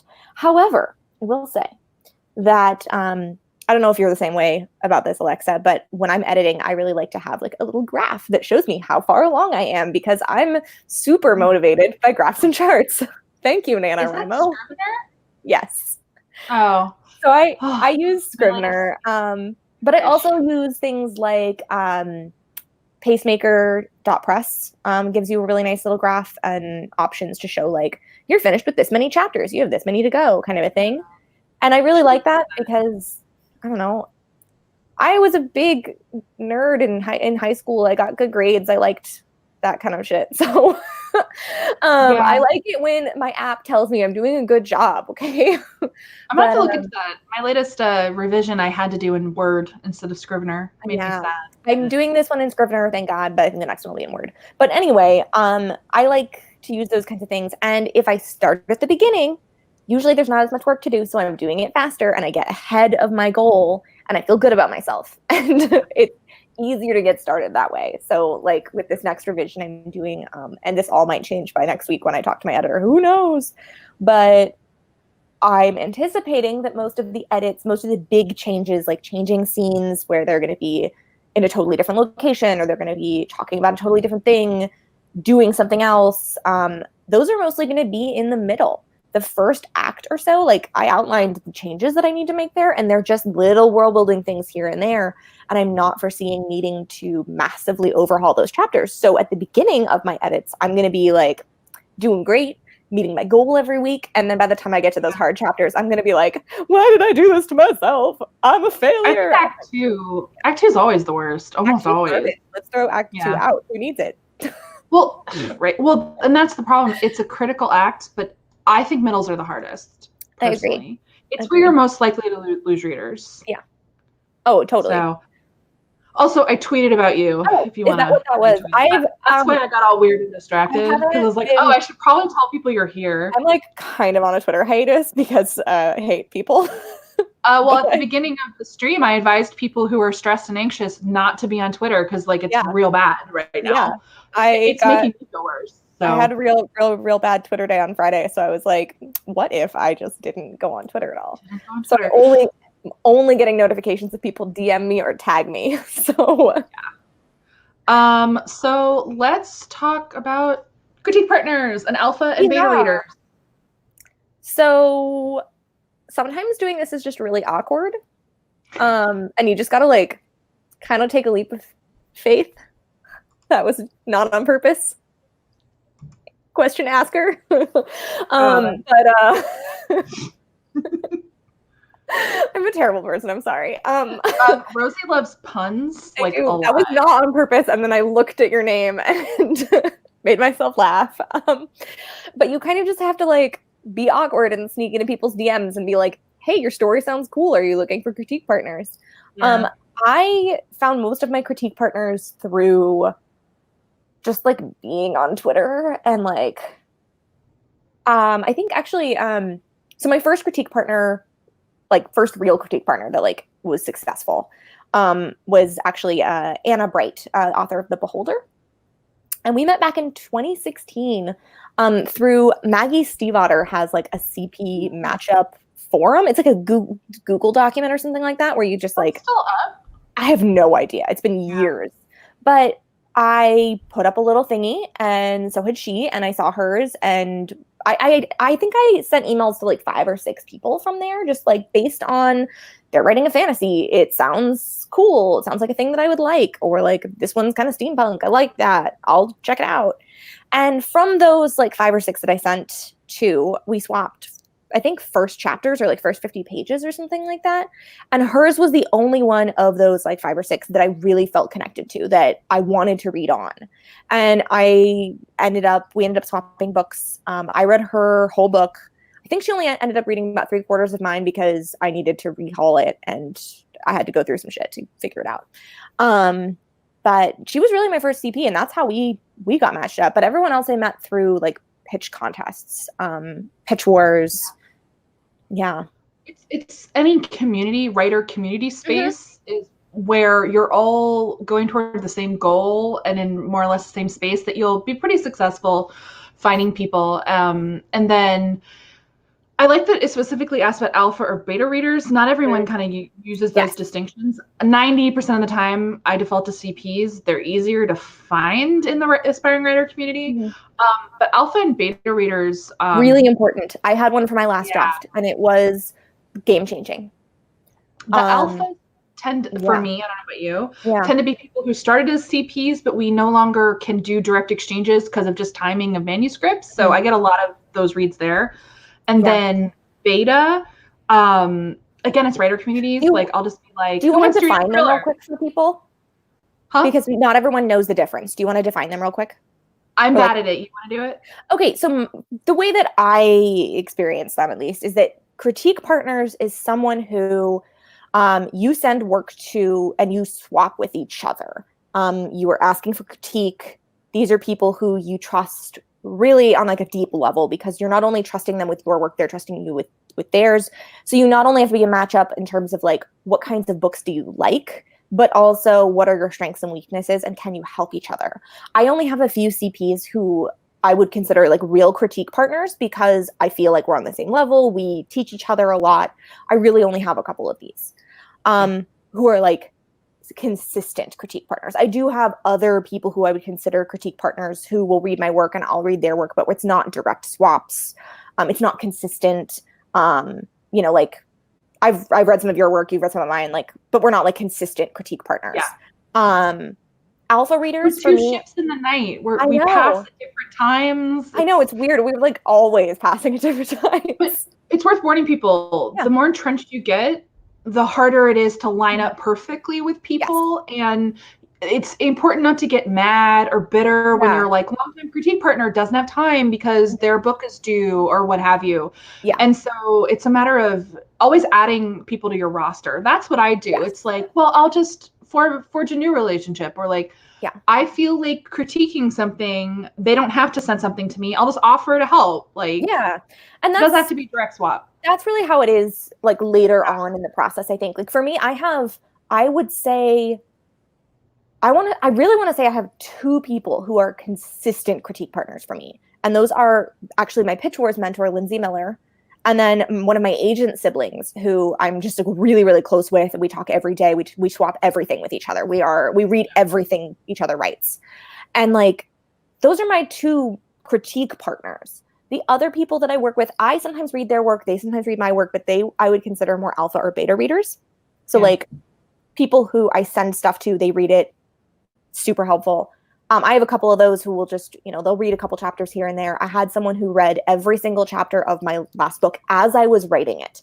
And that to me is an alpha reader. So that's someone who is reading the book, and what they're doing is they are providing reactions as a reader. They're not telling you how to fix it. They're not giving you line by line critiques or anything like that.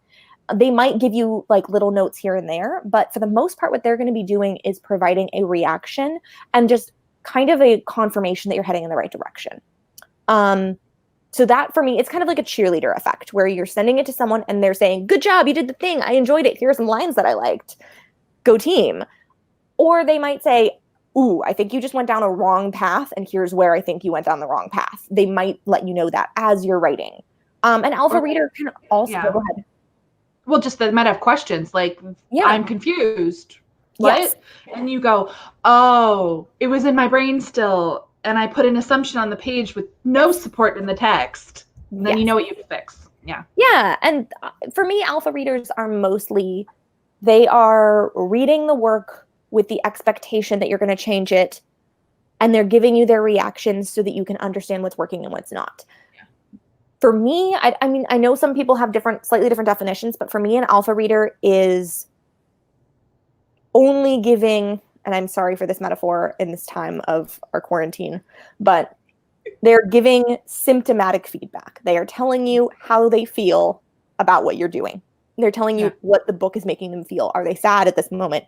Does this make them happy? Did they like that line? Did this line trip them up?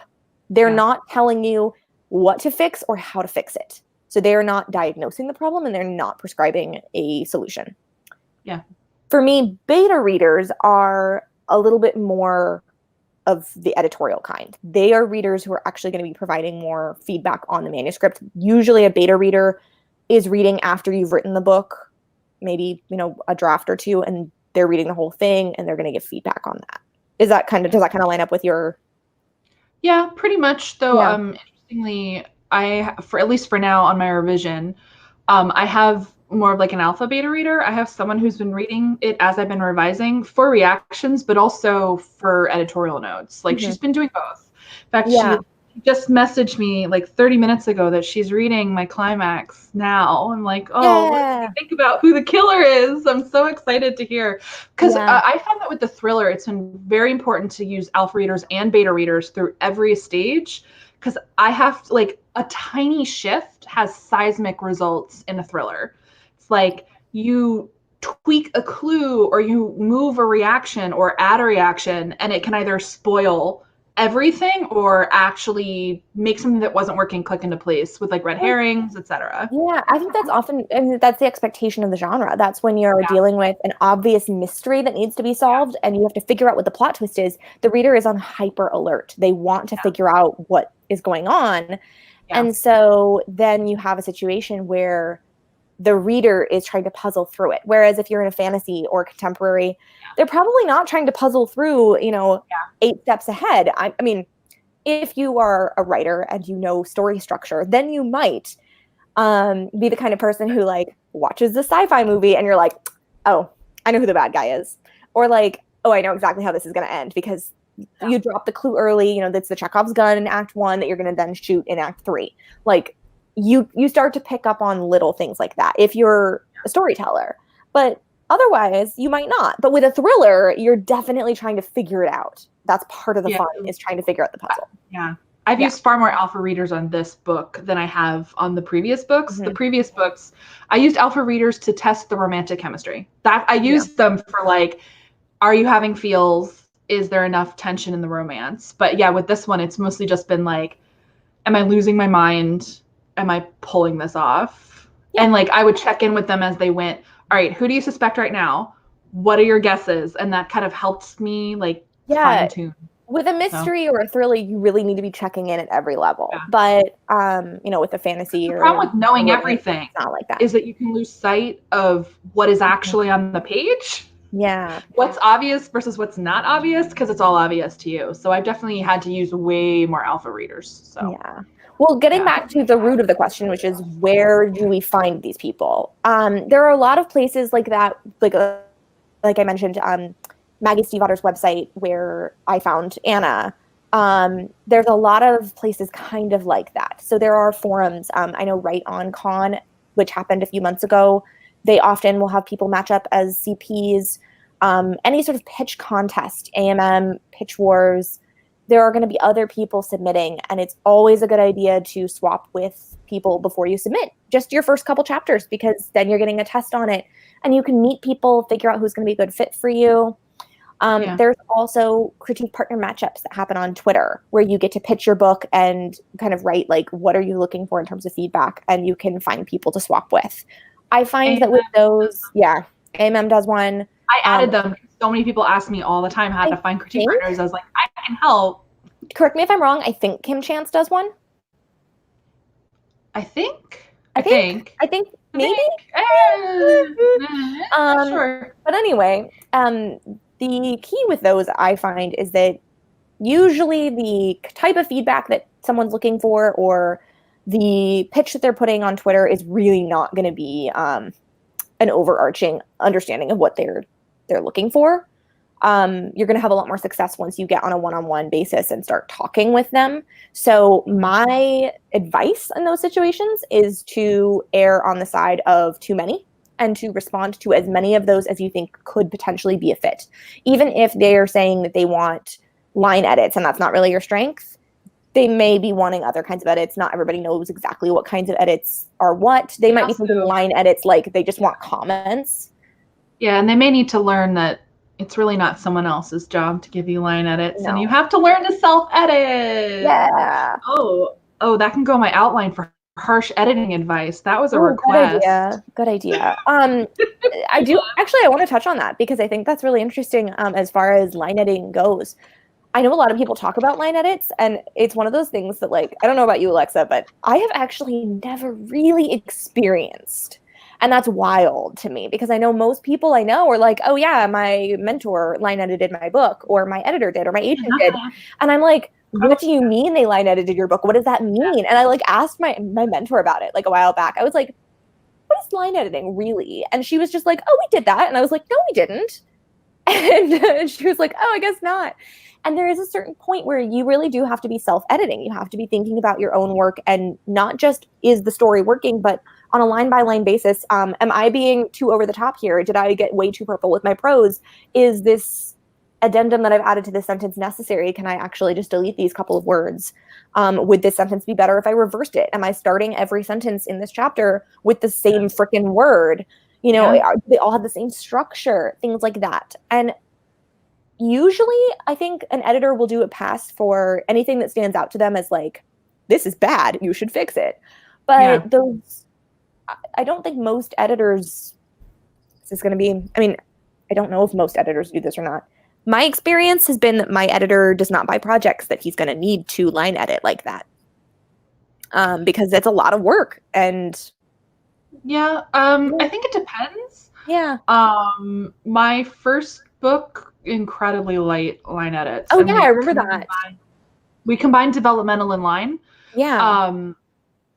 And the book had been worked over so much at that point. Yeah. Second book, we did proper line edits, but I literally turned in I've turned in a first draft, did 2 rounds of dev edits, but like it was a raw draft. My agent never looked at it. I didn't even run through that with CPs. So and it wasn't terrible. I did read that one. I read that one before, but I was reading as like an alpha reader. I wasn't reading. Yeah, I never ask my friends to line edit. I'm not cruel. Yeah, I have one critique partner who I do have that kind of relationship with, but we don't send each other full books to be line edited. We're sending each other chapters at a time. Sometimes we're just sending each other like a proposal that we're sending our agent, and we will. I mean, it's not like heavy line edits, but I will give them notes like, hey, you've started all 3 of these sentences with the same exact structure. Can you vary it up? Things like that, just because I know that we can have that kind of conversation and it won't be weird. But with most writers, I will not line edit their work. Even my mentees. I don't pick mentees that I'm going to have to line edit because it's not my strength, but also because I don't know how to teach that. Yeah, I've now had 3 different editors. So I think that they also differ in their style. So my second editor, her style that honestly taught me something. Her big quirk in line editing was pointing out echoes. So places where I used words more than once in any stretch, she would literally be like, you used this word 20 pages ago. And I was like, wow, but like, that's wild. 20-page difference is wild. Like if it's on the same page, yes, but not even that. Like, you use this idiomatic phrase in chapter 2, so you can't use it in chapter 22. Oh my god! But the thing is, that's really it really taught me something. I now see those things when I draft, and so there's less of that. And then my current editor, I don't know if we're going to do a separate line edit pass, but I definitely got line edits in her dev pass. She annotated my entire manuscript, the whole thing. Wow. It's amazing. Wow. But she did some line edity things like pointing out, nothing heavy, but in a few places, like pointing out where I could be more clear. But mostly the thing she did, I'm going to make a video about it because I'm going to call myself out. She highlighted every single time I used the word just in my manuscript. I would every single one leap immediately into the nearest volcano. I'm so called out. I'm like, oh my God, this is such a flaw in my writing. It's probably in all those old books. I'm so embarrassed. Yeah. But oh wow, that helped me. So like I had so much. Every single spot I had to challenge myself to rewrite it for better clarity, more economy of language, and know when to actually use the word just. Yeah. It's fascinating. And I think it's going to change my writing forever. So. I had an edit like that when I was doing Pitch Wars. So Lindsay, my mentor, had left an edit for me that I could not believe. Like, it was one of those edits that happened and it like blew my mind. And the edit was, because my book at that point was dual POV. It's now 3 POVs. But at that point, she had said something like, only Anna uses the word just. And I was like, whoa, what do you mean? That's good. And it was like, I hadn't realized this was part of the voice that I had built for the character. But Anna is from a lower class background. She is a little bit more active in her logic and like trying to figure things out. And the word just was part of her voice. And even though I was writing in third person, it was still, I mean, I write a really close third. Between the characters, there is a very clear difference in the kinds of turns of phrase that I'm using. And Nathaniel, who is coming from a very educated, upper class, like, background, wasn't using that word. And it was coming across differently for the two characters. I mean, also we have this weird gendered socialization situation where a lot of the times, and like, people who are socialized as women often will use qualifying language like just or and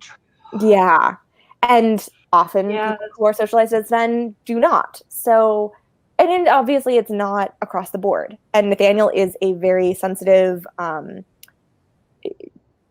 he's essentially an abused child. So like he has not grown up in a situation where he is extremely confident.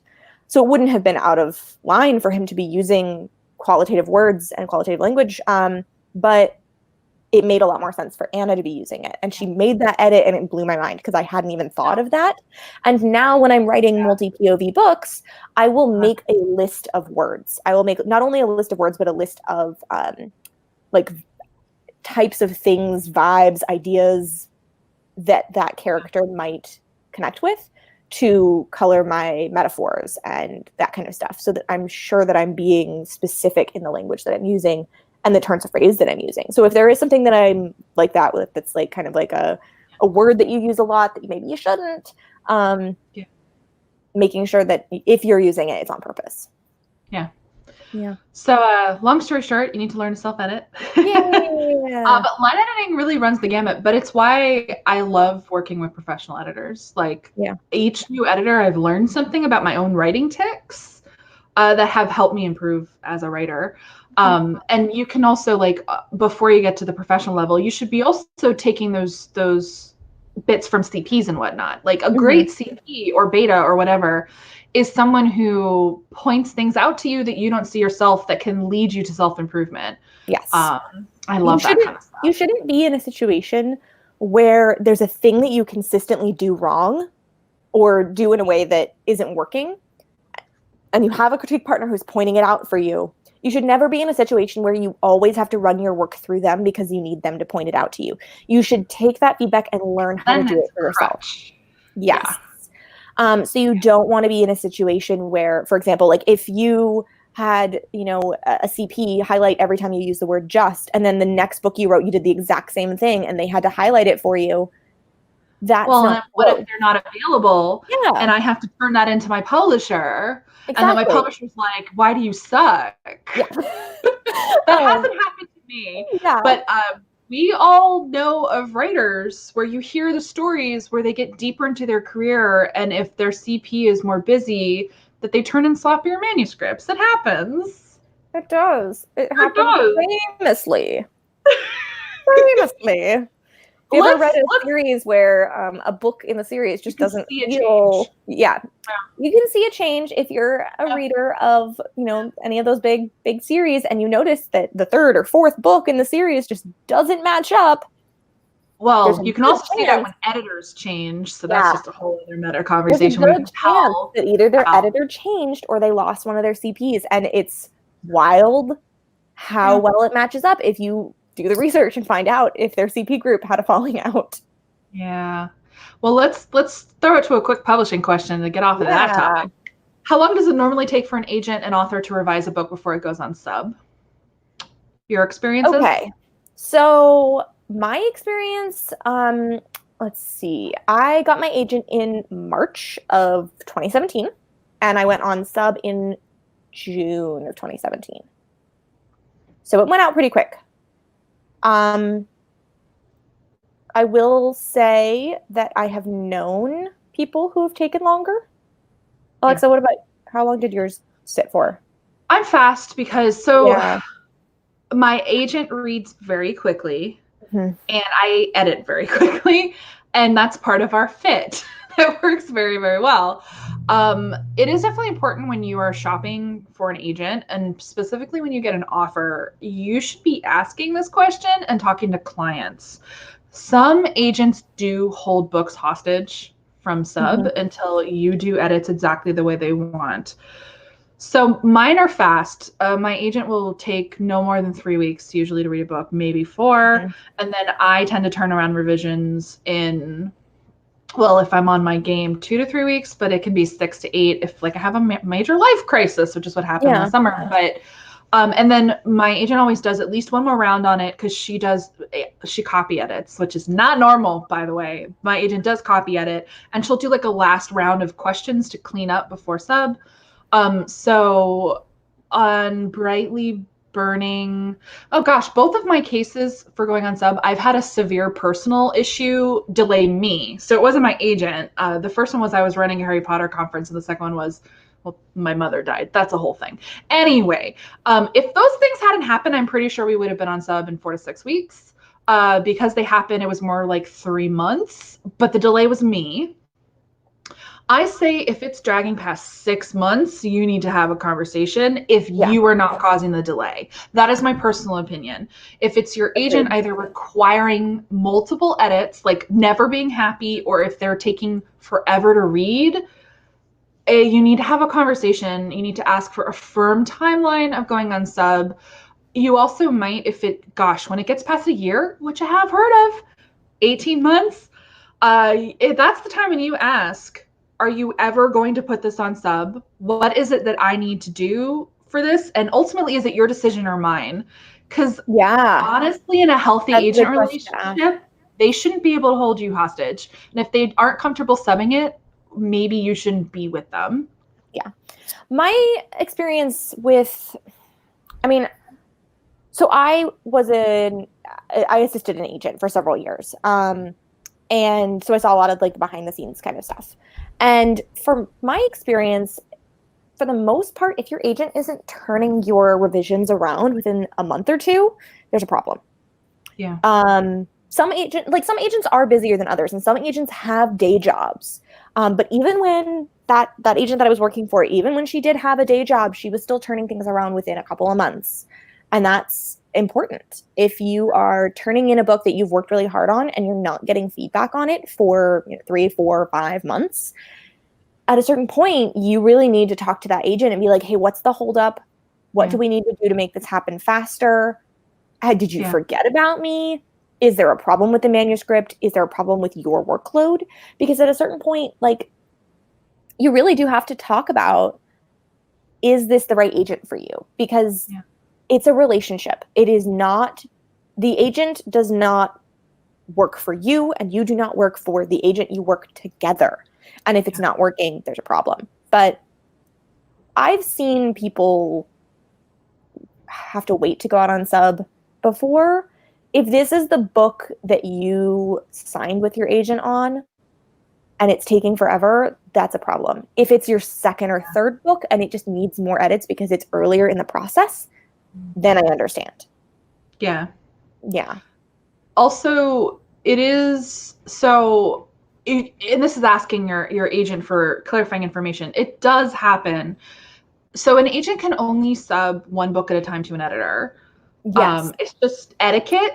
So it is possible that if they have a client in a similar genre, they have to wait to close out their sub. And editors are taking longer and longer, and a lot of them are non-responders. So it could be that delicate dance.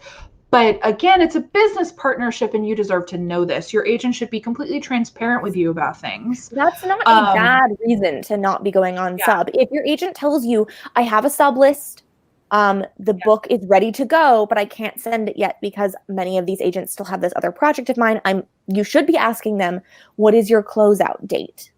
Yeah. And they should have one. Because if they're making you wait to go on sub because these editors are taking forever, then there's a problem there. But also, if they're waiting to go on sub because these other editors have this other book, why aren't they making a sub list of other editors they can send the book to?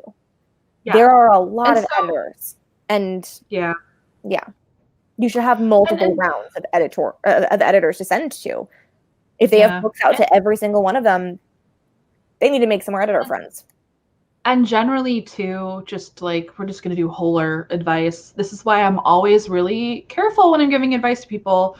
Really consider list size at an agency. Consider whether they sign clients with similar books. Mm-hmm.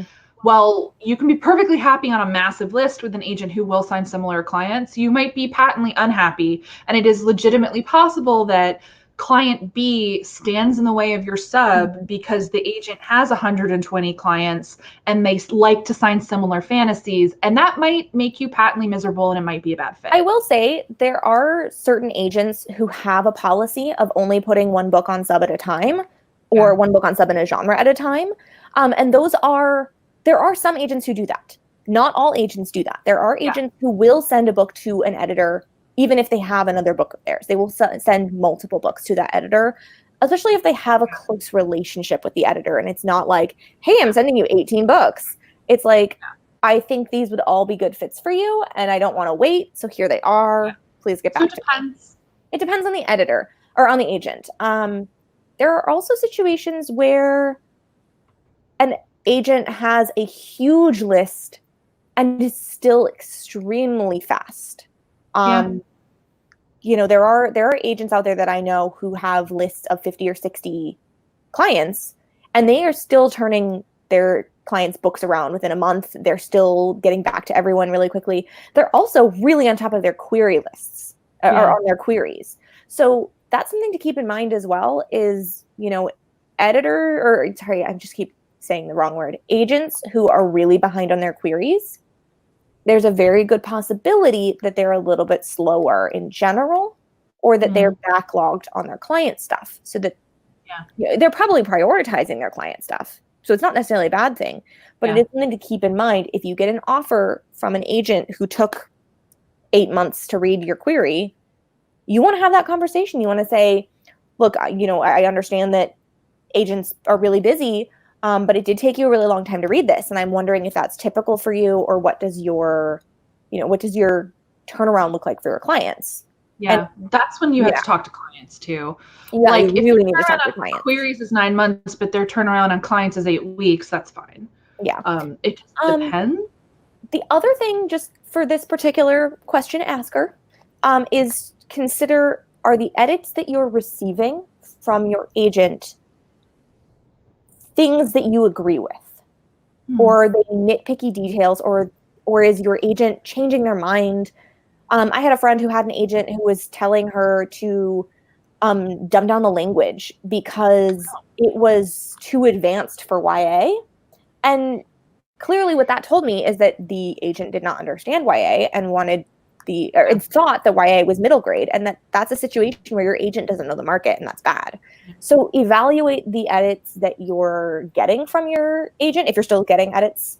If you're doing multiple rounds of edits before going on sub, ask yourself, okay, are these actually edits I agree with, or are they edits that I'm just willing to do to get this out on sub?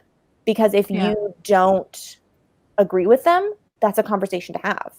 If you feel like the book is ready and your agent is holding it back for unknown reasons, you got to have a conversation.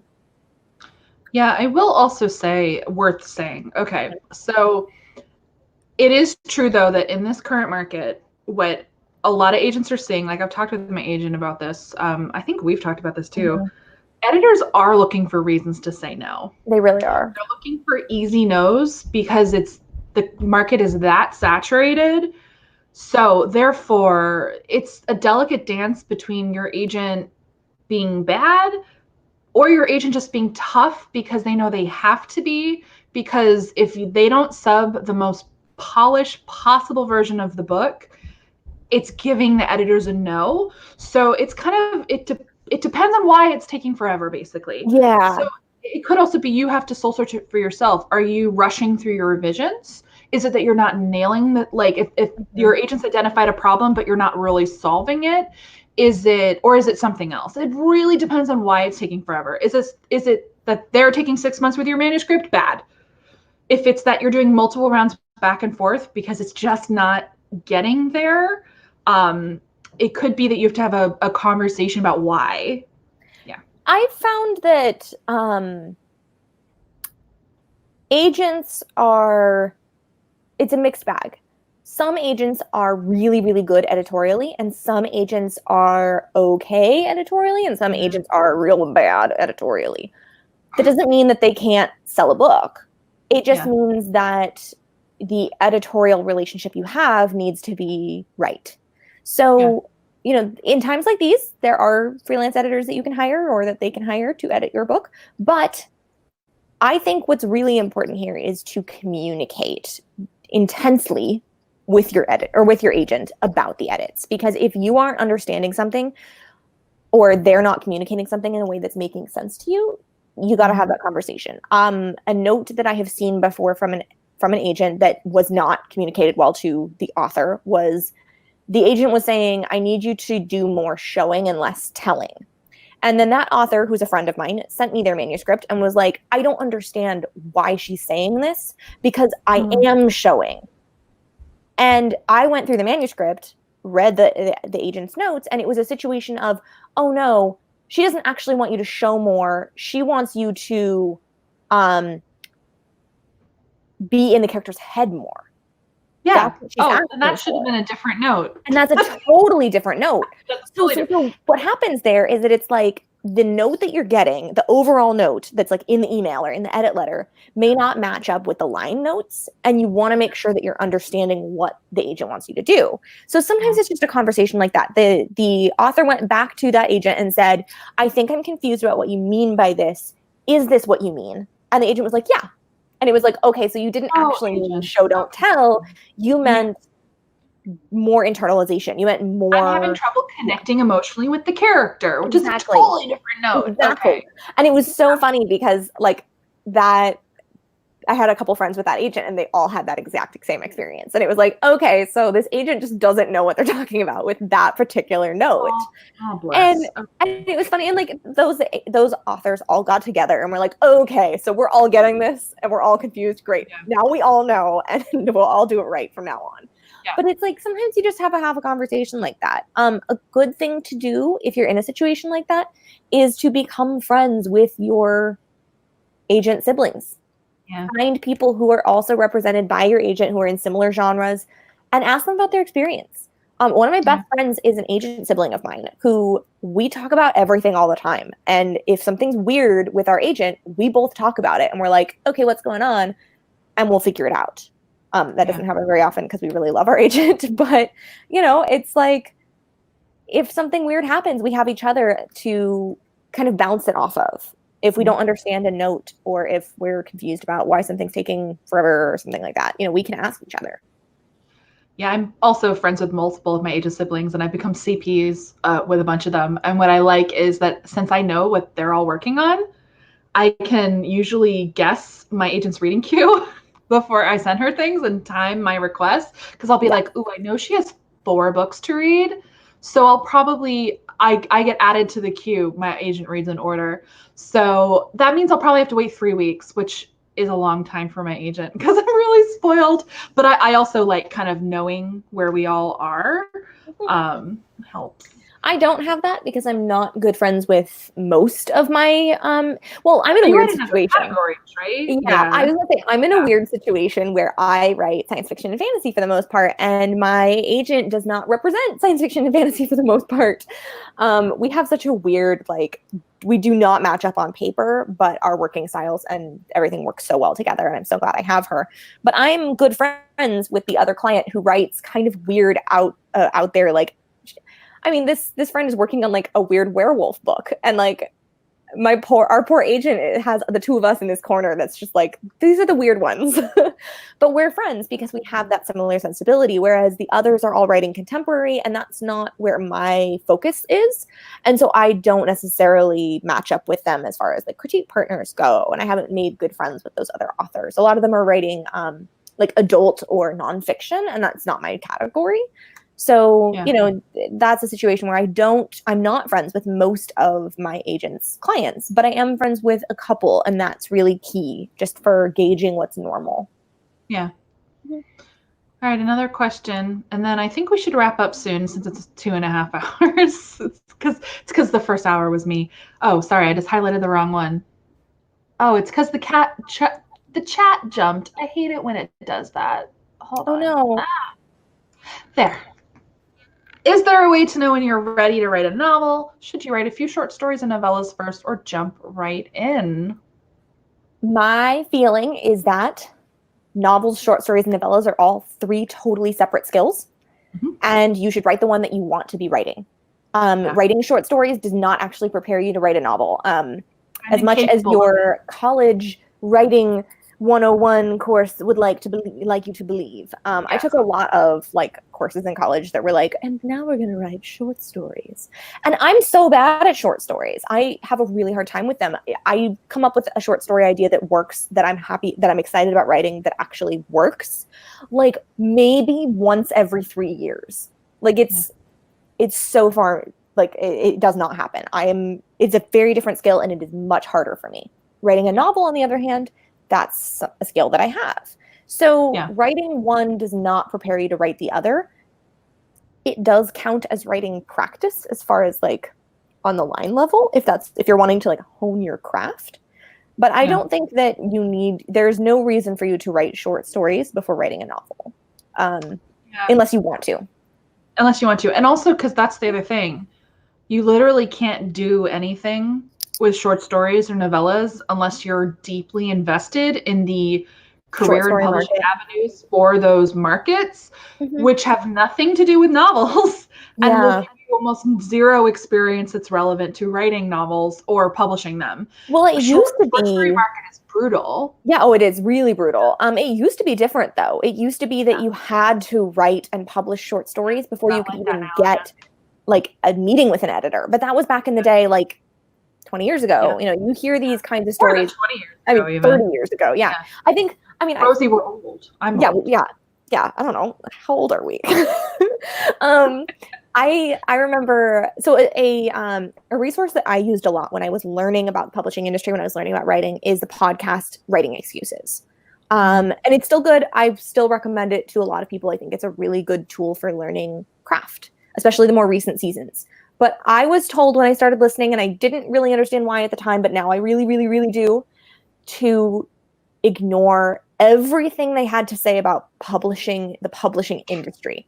And it's not because they don't know what they're talking about. It's because they were all trying to get published 30 years ago when the system was completely different. So what they experienced, the challenges that they came up on, completely different from the challenges that new writers are experiencing today.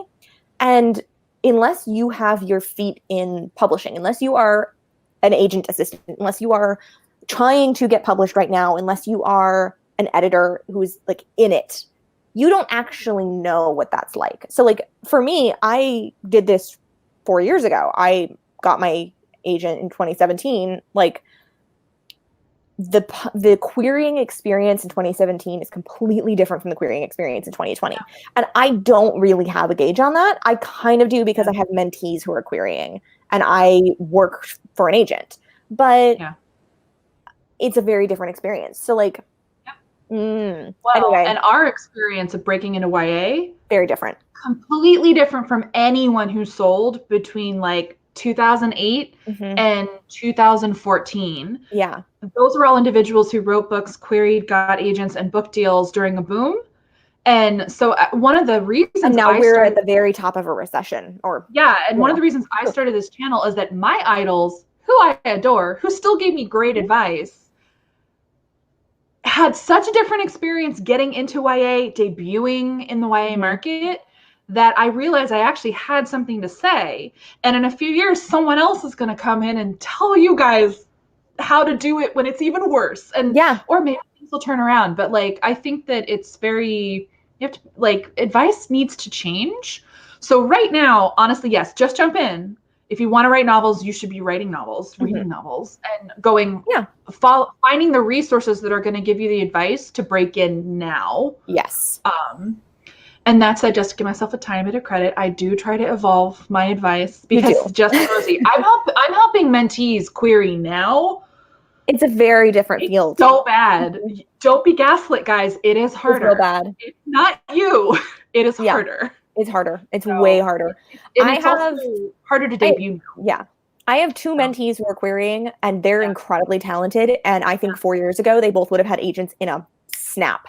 And they're struggling now because YA is kind of having a downslide, and it's a struggle.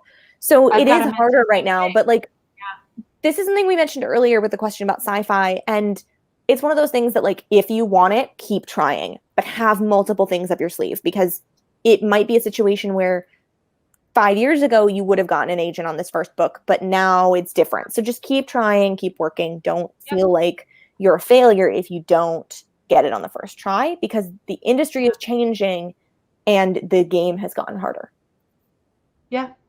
For everyone. I mean, it's gotten harder for everyone. It's not.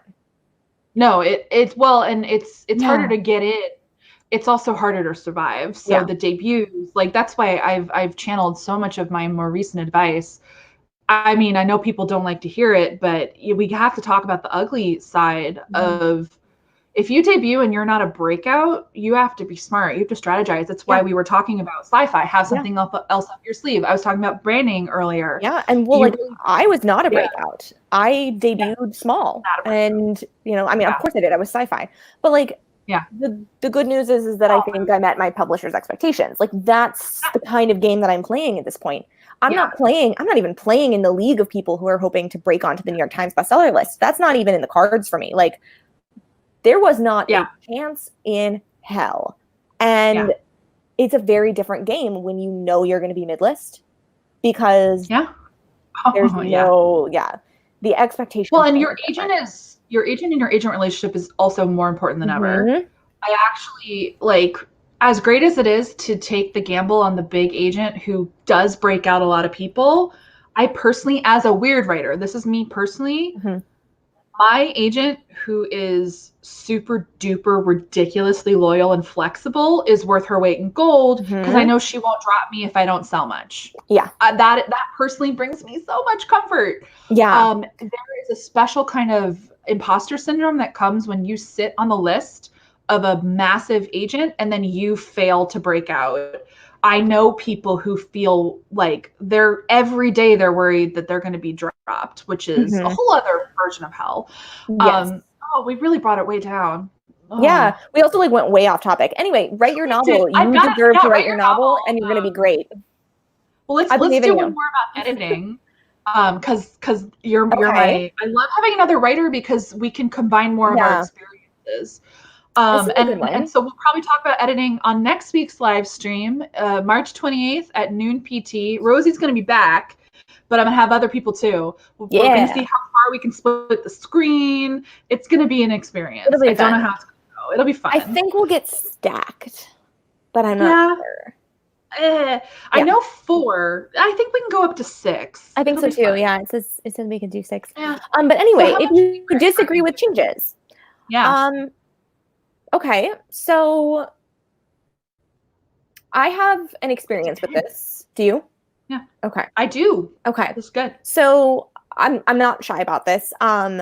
In Tarnished, there was a change that I disagreed with, and I'm still in that position of like, was it the right decision? I don't know. I ended up caving, and I went with what my editor wanted, and people seemed to be fine with it.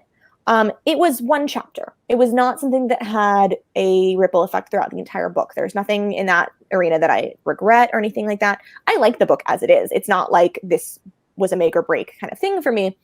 but it is the final chapter from the perspective of Eliza, who is she's the perspective I had to add. She was not a POV character when I sold the book. Her final chapter originally in the draft that I turned in was her kind of like getting to show up these nobles and be like, haha, class doesn't exist down here. You're going to have to just be like the rest of us. And I really liked that. I thought it was fun. It kind of went full circle. It felt a little bit more upbeat. And it got to show her in a position of power over these people who had always had a position of power over her. It's kind of, oh, hell, the turntables. And my editor wanted me to bring the mood down a lot in that part. He wanted me to write a scene that had a much more somber vibe to it. And I really struggled with that, and I pushed back. I said, I don't really want to do this. I like the chapter as it is. And I ended up doing what he wanted, and we did write that chapter, and we used it. But I used my chapter as like a giveaway because I still liked that chapter. It wasn't that I didn't like the new chapter. It was just that I also liked the old chapter and I didn't want to lose it. So it was a situation where it was like a darling that I didn't want to cut, and maybe cutting it was fine. And I'm sure the book works without it, but I still liked it. And I'm like sad that I lost it, but also I'm not like, I don't think the book is worse for it. Yeah. So for me, it was worth giving in because it wasn't something that was going to necessarily make the book worse. I was just kind of sad about it. Yeah. Well, and you mentioned adding a POV. So that's a big change. Mm-hmm. Did you have a conversation with your editor in advance? Did you know going in that it was going to be a big edit? So I actually had a really interesting experience with my editor because I was my editor's first acquisition at his current publisher. It was an interesting process, and I don't think it's the way it is with most people. I had a phone call with my editor before he even took it to acquisitions. Usually, I had that on my new book too. Yeah. It's rare. It isn't common. It isn't super common. I feel like most of the time you have a conversation after it clears acquisitions because they don't want to get your hopes up. Exactly. Yeah. So mine hadn't even gone to acquisitions yet. He had taken it to second reads, and then he had scheduled a call with me. And in that call, he went over the things he wanted to change about the book. And he wanted to make sure we were on the same page because the things he wanted to change were really big. And I am shocked that he did not give me an R&R. I'm shocked that he took it to acquisitions and bought it as is because it was so different from the book that we ended up publishing. The first thing he told me was basically, I want you to add a POV to this book because I think this character is really interesting and she doesn't get her own perspective, which seems like a crime. And he said it, and I was like, oh my God, obviously. I can't believe no one has suggested this before. So it was, for me, that was an immediate yes. There was no question of that. When he said that, I was like, you're the right editor for this book because you get that this character is important in a way that nobody else has. And that was instrumental. I mean, I think she's one of the stronger parts of the book. I think she really holds her own, and I love those chapters. So for me, like, that was an obvious, it's a huge change, but I very much agreed with it. So that wasn't a struggle at all. But I did have a couple of situations like that where like there was an edit that I didn't really agree with. There was one weird line edit that I didn't agree with that kept getting edited by my editor or by the copy editors, and they just like didn't like this weird turn of phrase that I was using. It was a metaphor that I was using about like, I think it was something like worry moved across her face like the hands on a clock, and they didn't like it.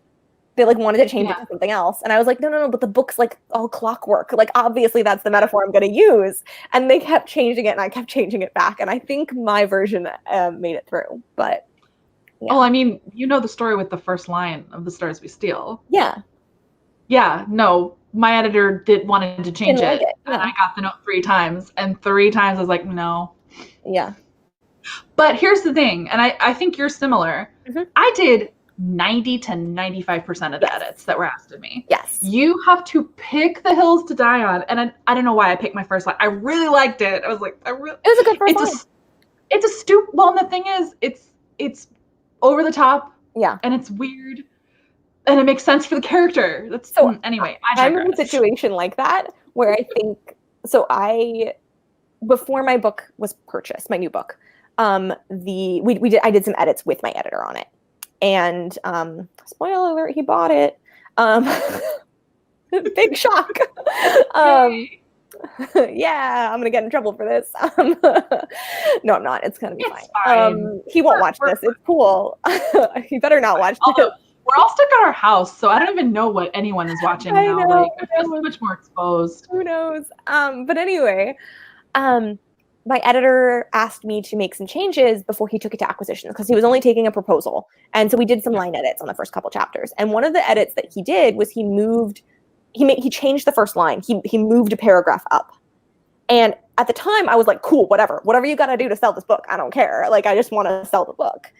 And now I'm like, I think I'm going to move it back because I liked my old first line better. And so it is one of those situations where, like, you have to know what to fight for and when to fight for it. So when is so important. Yeah. So I might change it on this round and see if he notices. And if he doesn't, then But I also might run it through some other people and see what they think, because it may be that I'm wrong. And I always run the notes that sit the weirdest with me. I run them by multiple CPs who have read the book. Always. Yes. And so just with the editor question, so my first editor, I did not speak to her before she bought my book, but the edits were minor. And there was one thing in Brightly Burning, she didn't like my transition chapter between quarantine, where I did newspaper articles, and I fought for that. I made edits to it and I fought for it. No regrets. We're going to have a conversation about that, because that's what I have to do. I have to make an edit like that. Oh, yeah. Yeah, I can help. It makes me want to lie down. My second book, I was inherited by my editor. My previous editor left. I got a new editor. And so there were no real conversations before. I just vomited a draft at her. And we never worked together, so we didn't know. And she wrote me a really good edit letter. And I agreed with all the fundamental ideas in it. Except for one. There was one problem with a suggested solution, and I was like, the problem's fine. That solution's just not going to work, because I knew that I knew my character way better and understood kind of her motivation and her arc. So I found a different way to solve the problem and just let her know. Yeah. Like, it was no big. And then on my third one, situation like that. Yeah. Yeah. And ultimately, that's what you have to do. Solve the problem. Yeah. Like, that's how it is. That's the crux of it. If you solve the problem, they shouldn't be able to fight with you. Yeah. Well, I talked about this earlier, the different kinds of feedback, the symptomatic, diagnostic, and prescriptive feedback. And when you're in a situation where you're getting edits from someone else, you should always be kind of gauging what level of trust you have with that person. So for me, like, my editor, I trust a lot. Sometimes he's wrong about how to solve a problem. And that's something that I have to be aware of. And so prescriptive feedback from my editor, I will sometimes question. So there was like an edit that he wanted me to do in my first book. This was a suggested edit, was like, what if the heart disease that they're all dealing with is caused by the tea leaves that they're using? And while I'm a big fan of using tea as like a set dressing, it didn't make sense for the overarching plot, the background plot, like all the machinations that were going on. That wouldn't make sense, because then it was nobody's fault and it needed to be somebody's fault. And that was the problem. So it was like, okay, well, that's a cool solution, but it changes the story completely. And that's not the story I want to write. And that was something that I had to process through. I had to decide, okay, that's not the right call for me, but I have a different solution. And I think that's the thing, is as long as you can come up with another solution, it's fine.